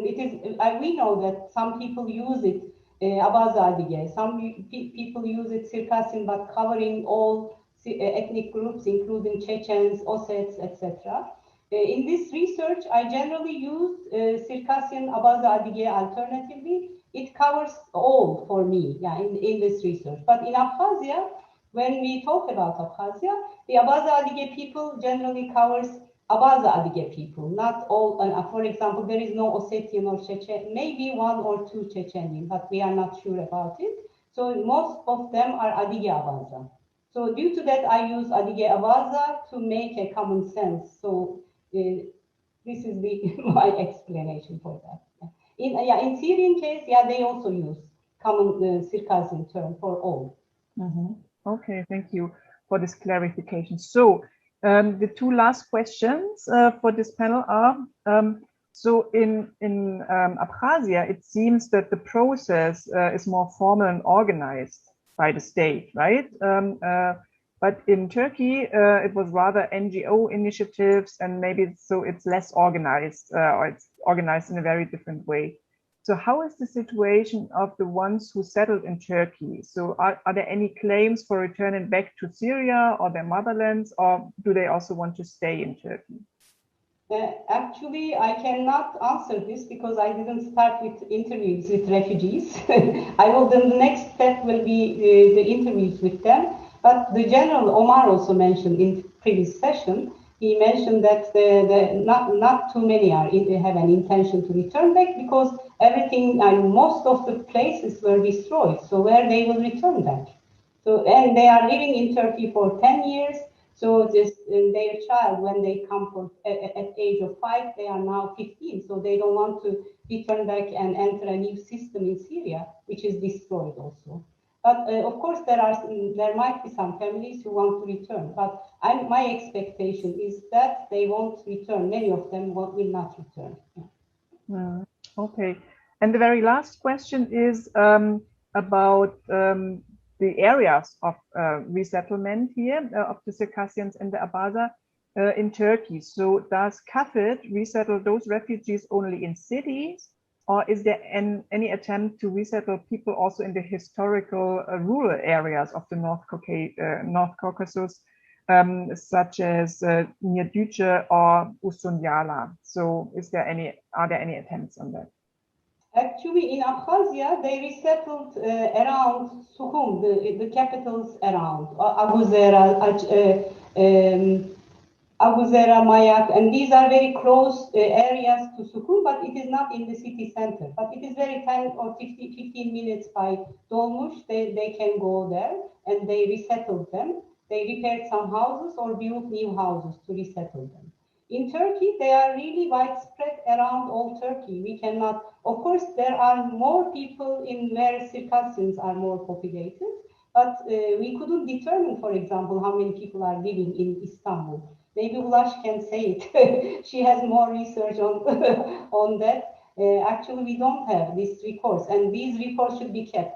The problem with Circassians in Turkey, and they always talk about, we are 3 to 7 million, but we don't know how many people are living, because ethnicity is not registered.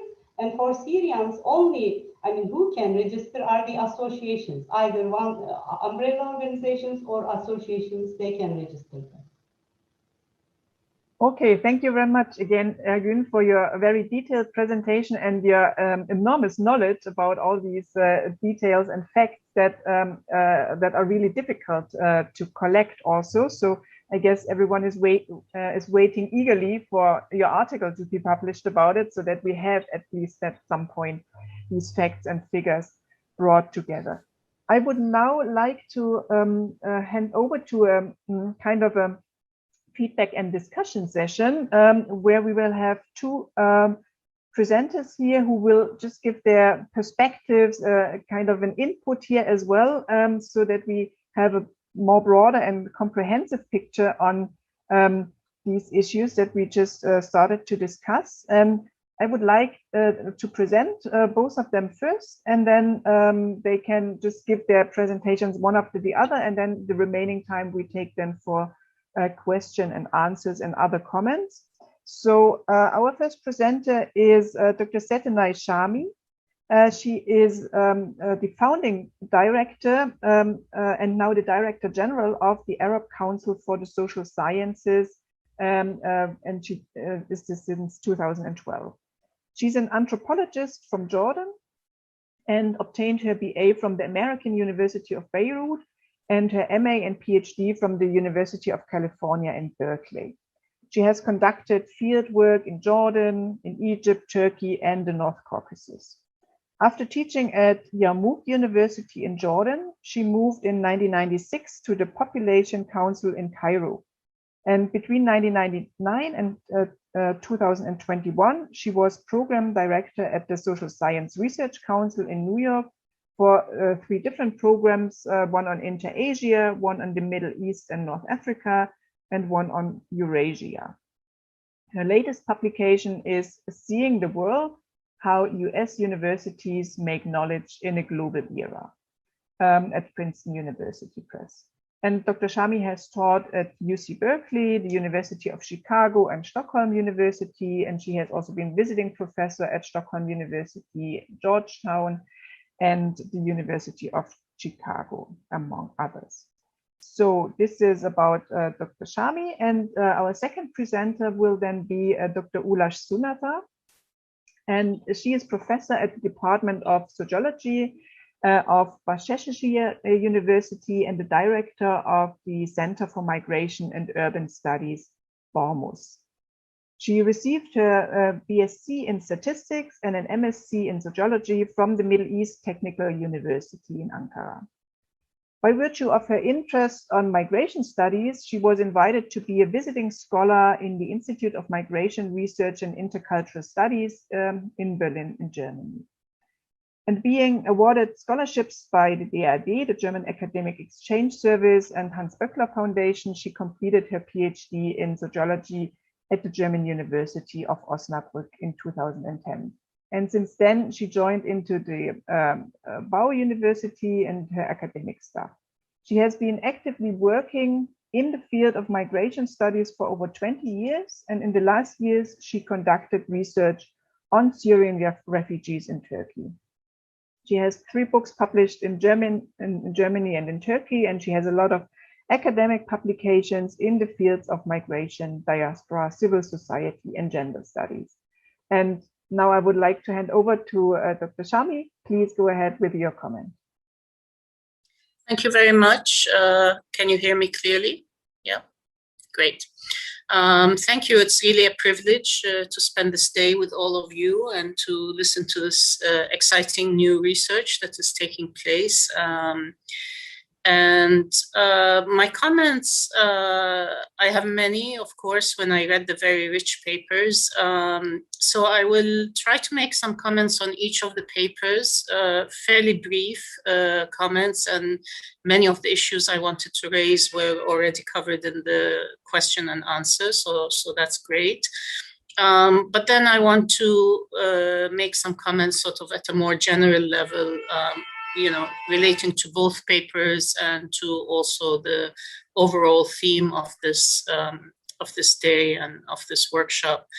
And that I will do from two perspectives, the literature on displacement and refugee studies on the one hand, but then also the literature on Circassians and on ethnic identity and diaspora issues. I think I will run out of time before I get to all of this, and so I will save what I'm not able to say to the last session, which I understand is an open forum. And probably, some of the things I've prepared will have to take place in that session. First of all, just to say that both papers are very rich. They're very data heavy, very data rich. There's a lot to sort of grasp with and understand, and so they raise a lot of questions. And I'm not expecting answers necessarily now. We can have an ongoing conversation. So for Omar first, I really wanted to know a little more about the data itself, about the surveys themselves, how they were done. You mentioned, of course, the numbers and so on, but it wasn't, it would really be useful, I think, for the eventual paper that you will publish to know more about the questions that were asked and how much more in depth you can go into segregating the data a little bit more. For example, just some small examples. For example, in the table you showed us about sort of perceptions of the Syrian refugees by party affiliation. You mentioned in the presentation that these interviews were done, or this data was collected only in Istanbul, which was not clear in the paper, and I had wondered about that. I had wondered about the importance of geographic location, for example, in terms of perception, because you yourself in the paper give us a lot of information about the different geographic locations of the Syrian refugees and what differences that makes for their own experience, and that some are in what you called ghettos, and some are in, open neighborhoods, and some are in bigger cities, and some are in smaller cities, and they tend to be clustered in the southeastern part of Turkey, but they are all over Turkey as well. And so when I saw that perceptions table, I immediately was thinking about that large geography, but then you clarified that the survey was done in Istanbul. And so so to be able to assess sort of what the data is telling us, we do need a little bit more detail about the data collection process. And I wondered about the issue of perceptions, and if you can say more about that. Also to keep in mind that your audience and your readers may not always know. For me, one or two of the parties mentioned on those columns, I'm not aware of what the politics of those parties are. So I would like to know more about some of those parties and what it means when one party has a particular type of perception and another has another. And also I wondered, though, did everyone have a party affiliation? Like, does everyone who's interviewed, is everyone affiliated with a party, or were there also people who said that they were not affiliated with any party or refused to answer a question like that? So this is not, again, this is not a critique. Every survey, every research has its limitations and so on, but just for us to be able to understand that data in the broader set of questions that you're raising, we need to understand better what the data is telling us and who the data is from. In both papers, I felt, especially because I am an anthropologist, I felt sort of the vacuum of the displaced people themselves. Like, what do they think? What do they say? We got some sense in Omar's paper about issues of return and about staying in Turkey and so on. And it was very tantalizing, and we really would like to learn more about this. So, you know, I'm really focusing on the perception data, or what I'm calling perception data. And I think it would be very interesting to do further research on how this is different or similar based on geography, as I mentioned, but also age and gender. And it's really important, I think, to understand that data segregated by age and gender, and to see both the perception of the refugees themselves or the displaced people themselves, who, you know, when they answer about whether they want to go back or stay, you know, how does that differ by age and gender and the place they're located, as well as perceptions of them. I thought your discussion of labor, business, and all of that was really fascinating. And I had, you know, so I wondered sort of in terms of an overall picture of the Syrian refugees in Turkey, you know, how precarious are they? You know, can you give sort of a more general idea of precarity among the displaced people? I mean, we're talking close to 4 million people, so this is a very large population, and so there's going to be a lot of differences and a lot of distinctions. But this whole discussion of sort of the businesses established by Syrians and with Turkish partners, without Turkish partners, etc., actually reminded me, I don't know if this makes sense to you, but reminded me of the literature on the US, actually, of ethnic businesses in the United States, and the way in which ethnic businesses themselves become a route of migration. So in Ergün's paper, we see the role of NGOs and civil society and state organizations in a way in paving the road, not a smooth road, of course, but paving the road for this migration and for the resettlement, but also businesses pave the road for migration and for settlement. And so it would be very interesting to hear more about that. And it raises an important question, which is not only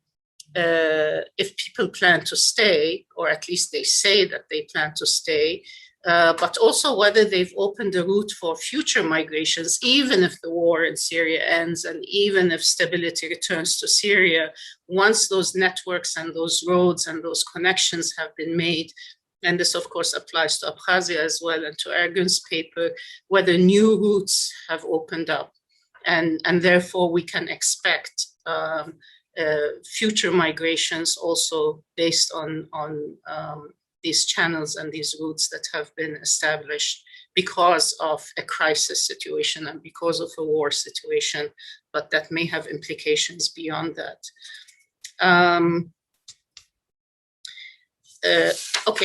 Then on Ergün's paper, and there's more to say about sort of things that come up jointly from both papers, but specifically on Ergün's paper, I mean, there's so much data, there's so much opportunity for mining this data and doing much more analysis of it. So I really look forward to your continuing work on this. In your answer, I had made a note about this point you make on page 5, that having a network contributes positively to resettlement. And in responding to the questions, you elaborated on this, because my question from the paper was that it would be useful to know about different kinds of networks. So there's the network of these organizations, these umbrella organizations themselves are a network. They themselves are a network, and people insert themselves, you know, displaced people insert themselves into those networks. But as you said in your discussion, you know, people come already with kinship relations, with friendship relations, with all sorts of relations. I mean, Turkey and Syria share a long border and a long history, and you know, this is not a displacement to a faraway place. This is displacement across a border. And so you expect that there will be already pre-existing relationships and networks that can be used by people when they are making the decision to leave, when they are making the decision to leave to Turkey specifically, and when they are trying to resettle in Turkey and in Abkhazia. Your paper raises, several sort of levels on which the analysis could be done, on the level of state policies, on the role of NGOs, on the role of the host society as individuals and communities.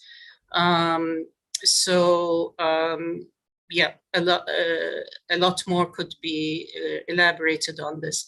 I was curious on the differences between the two umbrella organizations you discuss in Turkey.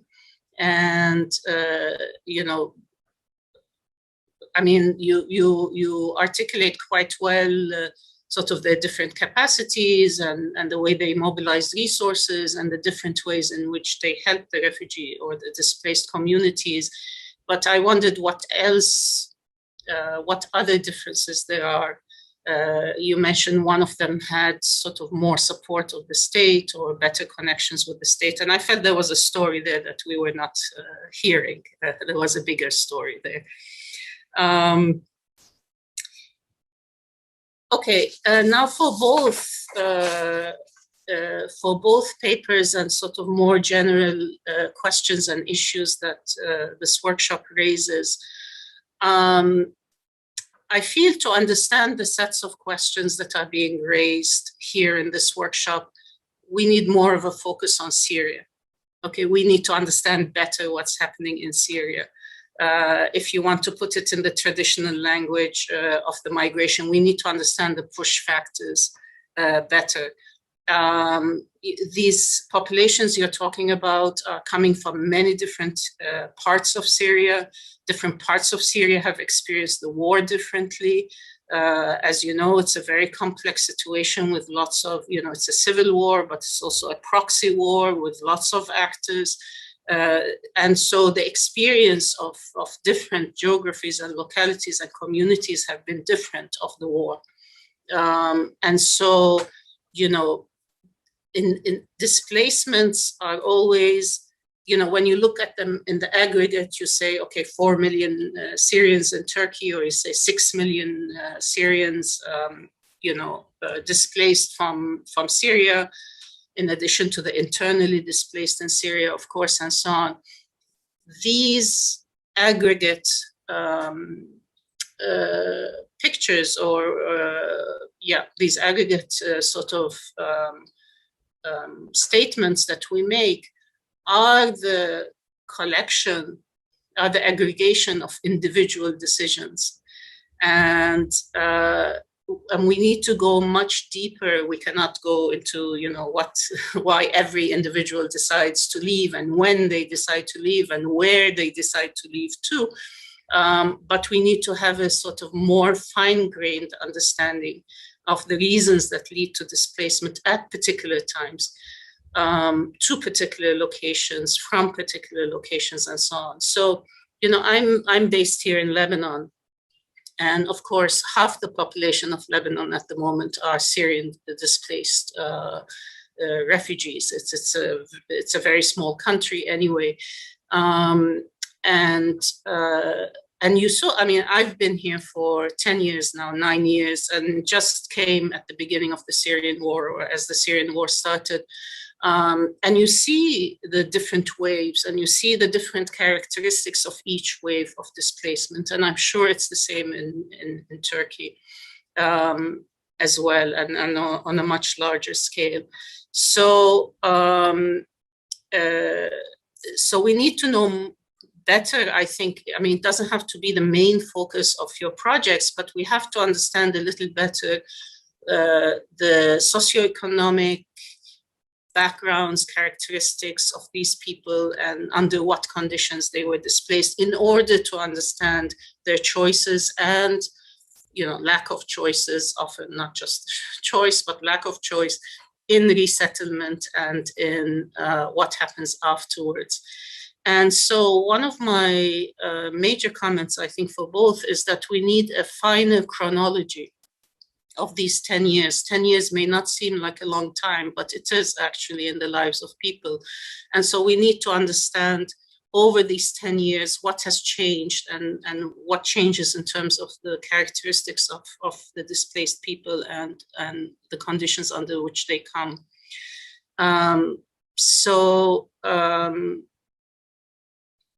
Of course, in these 10 years, also many things change in Turkey and many things change in Abkhazia as well. And so there's changes in terms of the push factors, there's changes in terms of the receiving context and the receiving situation.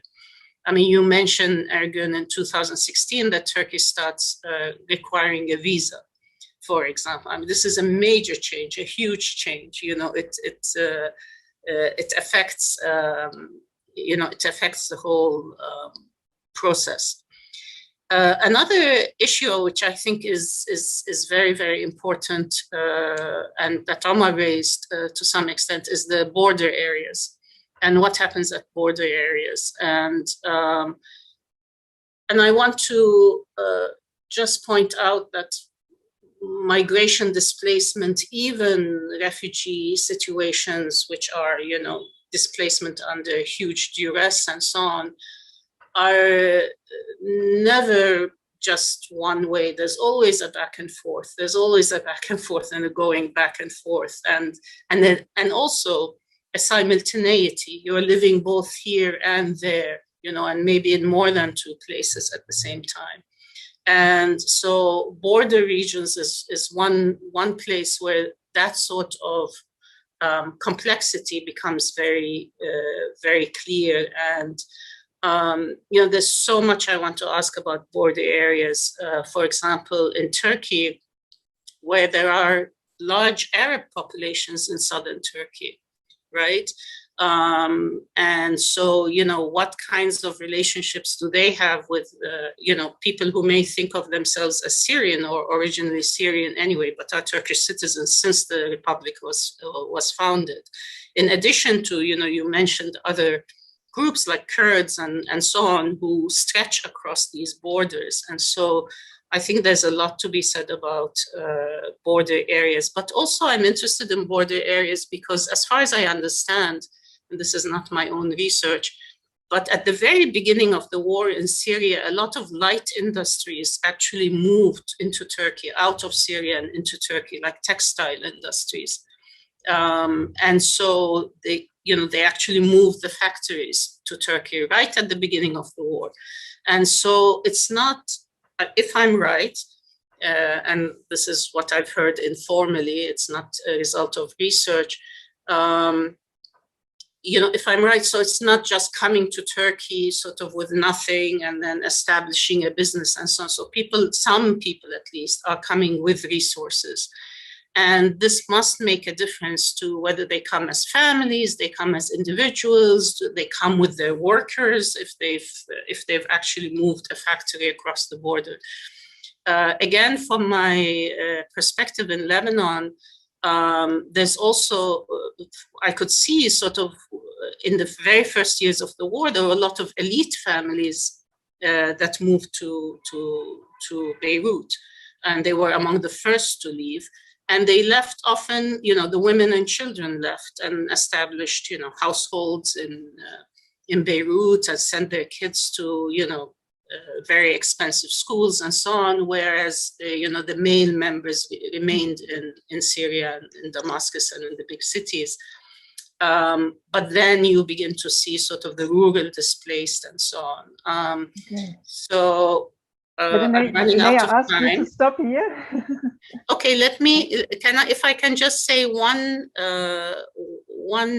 final point, a general point, and the rest I will leave to later if I have an opportunity, which is, I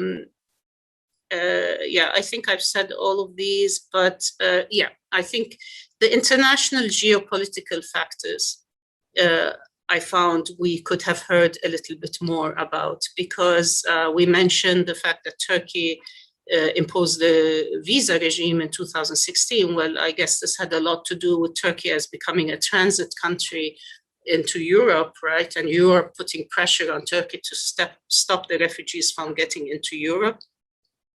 Ergün, you mentioned about how in Abkhazia, humanitarian agencies could, take part of, use the European budgets for this emergency. Russia as an actor, I mean, Russia is involved in the war in Syria, so I'm wondering how Abkhazia negotiates with Russia about receiving refugees from Syria when Russia is actually a factor, contributing to the creation of the refugees in the first place, and so on. So I felt like this geopolitical kind of context also is something that we could hear much more about. So thank you. As I said, we do not expect all this from one paper or even from one research, but I think the fact that it raised all these issues and questions for me shows how rich and important your research is. Thank you very much. Okay, thank you, Seteney. And I think in particular, the last comments that you made on a broader perspective can inform also our discussion in the end. So on how to continue, what to look at, and what kind of information we still need to include in together. I would now like to hand over to Dr. Ulaş Sunata for her comment, please.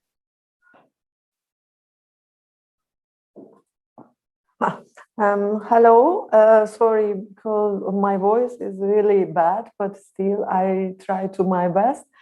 Okay, thank you for organizing this very brilliant webinar. And I would like to make a small summary about Turkey and Syrian war and refugee crisis and also Circassians. And actually, Turkey hosts 3.6 million refugees from Syria, and this refers to 4.6% of our population. So this is a big population input. So, but this is not only a change in population input, change in population size, but also ethnic composition change. Especially also Seteney, Shami underlined this, border areas change their composition, population composition. It's a big demographic change.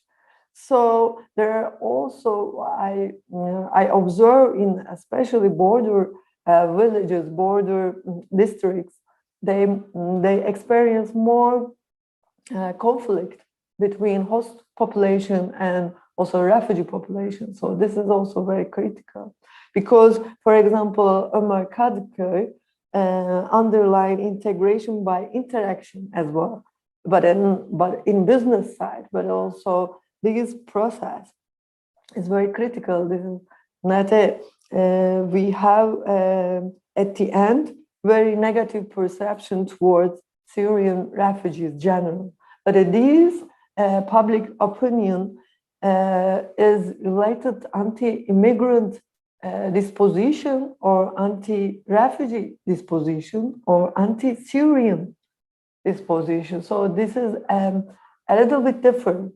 And perhaps we can also underline here Arab-phobia in Turkey, because this is a kind of Orientalism, and in Turkey we have this kind of different ideology, and we can also read public these party affiliations comments also in this perspective. For example, E-Party is very negative, and AK Party seems very better than other parties. So, but also Ömer Kadkoy stressed that this is temporality, but public's our Turkish community cannot understand at the beginning, and this temporality. But at the same time, this is the problematic.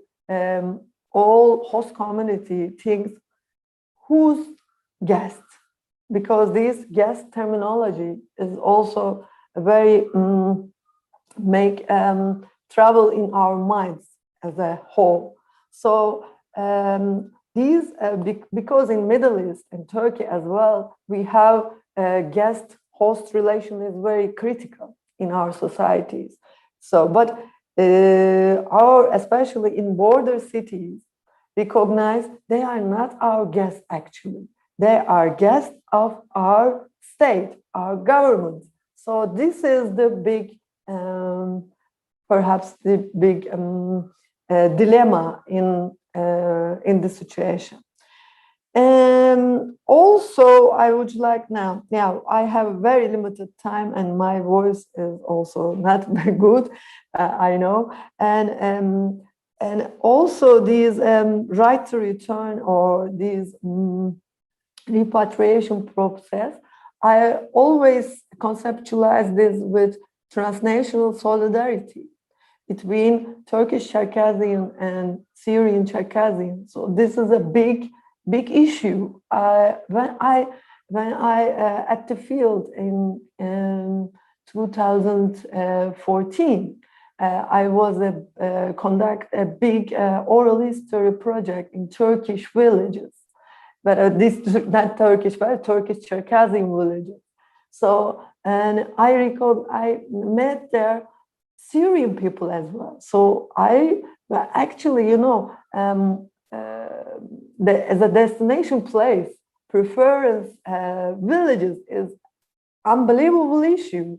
At that time I shocked because this network works very well, and they meet there in Circassian villages in Turkey, and their solidarity is very remarkable, I think.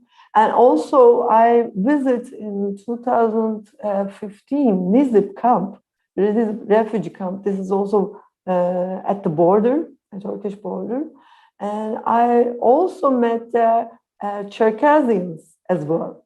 So, and also there was a big community. Ergün, Özgür also mentioned about this. These camps is very critical.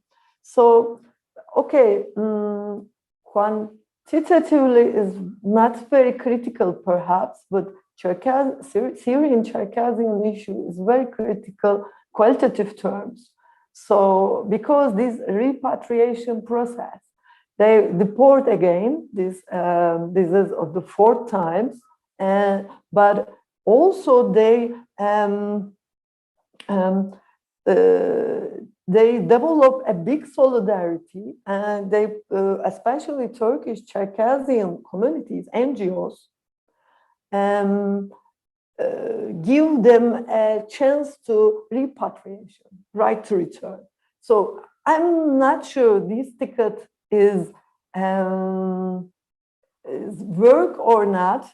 Perhaps Ergün's study gives us some more results, but I think I find Ergün's study is very informative, and there are a lot of details, but now the current form is more like a report, so it should be developed theoretically, so should be focused some points.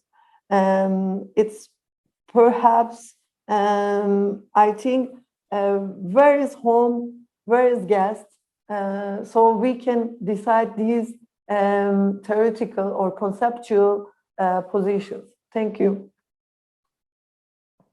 Thank you very much, Dr. Ulaş, Sunata, for also these comments, very helpful. I think we have to move the bigger questions of what are the push factors for refugees from Syria, or the chronology of the different waves and who comes, and the international geographical factors. I think we have to move this to the last session. I think they are very helpful and food for thought that we should think about of how to include that.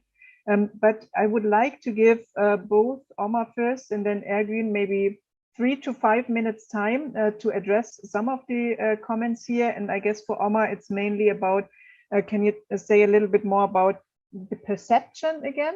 So the perception by the Turkish society, and how precarious are the displaced people on a broader level, and how easy is it also to collect these data when talking with the refugees, and what kind of data can you actually gather? So I think these were the main aspects to take away from both comments for you. Thank you. Yes, thank you very much. Well, yes, I mean, thank you, Dr. Shami, for your feedback. But I just wanted to particularly say one thing about the two tables of perception. I included all the sources of my information at the end of at the bottom of each slide, and those last two, like they were like published by a think tank in Istanbul, I guess. And you're right, I was actually thinking whether I should go with an older related work on perceptions about Syrians that has a more geographic diversity into it, or should I opt with something more limited but more recent? So I just decided to go with one that is more recent on behalf of the one that has a more geographical, let me say, coverage of Turkey about perception. But I think both the source has information related to methodology, and maybe I can prepare a few, maybe one or two slides for the last session, so we can look at how these things differ between male and female, and according to which age groups. As for precarity of not particularly Syrians, but also like maybe an overall comment to be said about the economic / financial resilience or like situation of refugees in Turkey. I think it was the World Food Program that said that around half of refugees in Turkey are below the poverty line, and around 15% of them are below extreme poverty line. So, and this was before the pandemic. So if we are just to say maybe in two sentences what is the overall situation of Syrians and non-Syrians in Turkey is, well, I think that's somehow telling of what we are looking at.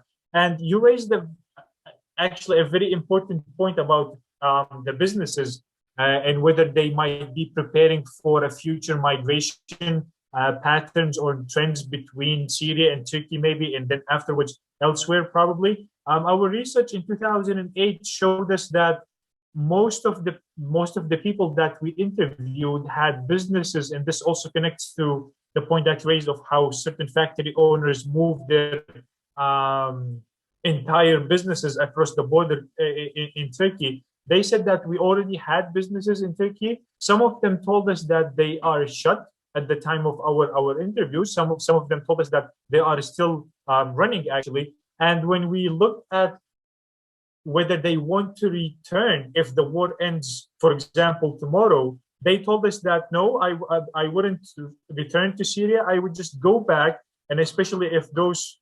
the entrepreneurs who said that they had businesses but they are not active at the moment in Syria, they said they will reactivate them, and they have a business in between the two countries. So I think there is maybe a hint at like a transnational business already in the minds of these entrepreneurs, but they are just waiting for the right moment to like just hit the ignition and like have this active on both sides of the border. And this doesn't mean necessarily that they are waiting for something like this to happen. Sorry, because as far as we understood from our research, or that showed us that when I said that they are mostly export-oriented businesses, now that they are the businesses in Turkey, they are legally Turkish entities or Turkish enterprises. The exports they do is like a major destination of it goes to Syria in particular. So these transnational businesses are already in place, and they are active on both ends. And also to the point that you mentioned that whether those maybe large factory owners brought family and particularly workers, the ones who had large factories, whether in textile or not, they told us that what you said is true actually. First, they moved as capital owners. They established their factories once again in Turkey. And because they already were familiar with the skill set of their workers previously in Syria, and they wanted to leave the country, they brought them to where they established these businesses in Gaziantep, Hatay, or whatever it was. And they employed them, and like as if nothing changed for them from workers' perspective, even employees' perspective as well. But they added, for example, for distribution, they had to bring on Turkish maybe workers because they are better aware of like the geography, where to go and what to get certain things. But those things are all observed in our work. And well, I guess yes. My presentation lacks maybe a summary of these 10 years, but I thought maybe we can divide it in like something to the last session. But that would have been maybe it would have been also something good to have like maybe at least 2 lines to summarize what sort of like impact that has happened. And thank you very much for your feedback, Dr. Shami. Yeah. Thank you, Omar, also for reacting to that. Now, Ergün, you have 3 minutes talking a little bit about the kinds of networks, also this aspect of, is there kind of a transnational solidarity network established? And I think one of the questions here in the chat also feeds nicely into that. So asking about whether there was already kind of a strategy in the minds of these umbrella organizations that you talked about, or any other organizations in Turkey and Abkhazia to actually, you know, repatriate or somehow save their people from Syria. So maybe you have used these 3 minutes to tackle a little bit about that. Thank you, Carola. Thank you for the questions and feedback, Seteney and Ulaş. Actually, there is an transnational and international solidarity because they have their networks all around the world. Since the technology, everyone can reach to each other. And these umbrella organizations, they have different perceptions about bringing Syrian refugees. The first group didn't want them to bring them to camps. So the second group, they said that they have a large number, so that they couldn't manage. So it is better to bring them camp than solve their problems later on. So they have different perspectives. And the first group really worked very hard to bring them, not to bring. When they come, they announce them, they keep, and they met them and transfer to other areas. If they can manage in that city, Then, if not, the villages, towns, or any place that's populated by Circassians, and there are available resources. So they have a huge network, and they work actively. And for Abkhazia, the aim, of course, is to bring repatriants to Abkhazia. So they reflected easily, and during this time, Russia was not against that one. Actually, it's for Caucasus, they resisted. But for Abkhazia, they let them, and they even helped them to bring them, because they make the visa process very easy. And via Russia, because there is no functioning airport in Turkey, so they brought these people to Sochi, and after Sochi, they transferred to Abkhazia. So they helped so much. But when Russia involved Syrian issue, so this they still come, but there is no this kind of, flight arrangement, etc. People are coming if they want, they are staying or they are going. For this, Ulaş's contribution and critic, yeah, I agree with her. Yeah, literature part, I will read more on transnational migration. Yeah, there is a transnational migration, and also Seteney mentioned, yeah, there is a transnational migration, and there was a question about 10,000 people. Are they repatriates? Are they living there? No, they are getting citizenship and repatriate status, but returning back to Turkey. Next year, they are going and staying 1 month or 2 months. So it's a transnational migration. They are going and returning back. So this is the same for Syrian refugees. And in terms of finding, opening their workplaces, this international projects and also repatriation process help them to open their own business. But it doesn't mean that every person is doing their qualified business. Some of them, they couldn't, because think about a lawyer. What can they do in Abkhazia? So they are finding other alternative jobs, and depending on their capabilities. So I think this is my contribution for the time being, and I will be very happy if you could send me the written critics. It will be very helpful to improve my paper. To Seteney and Ulaş, thank you very much for your contributions. They are very welcome. Okay, very good, thank you. And we still have also 1 hour in the end to discuss the more broader questions. So so there was also one in the Q&A, which we will include then. So as far as I understand, we have a little break now, and then at 1 o'clock there will be a larger lunch break, but including a film showing. So you can stay here watching the film,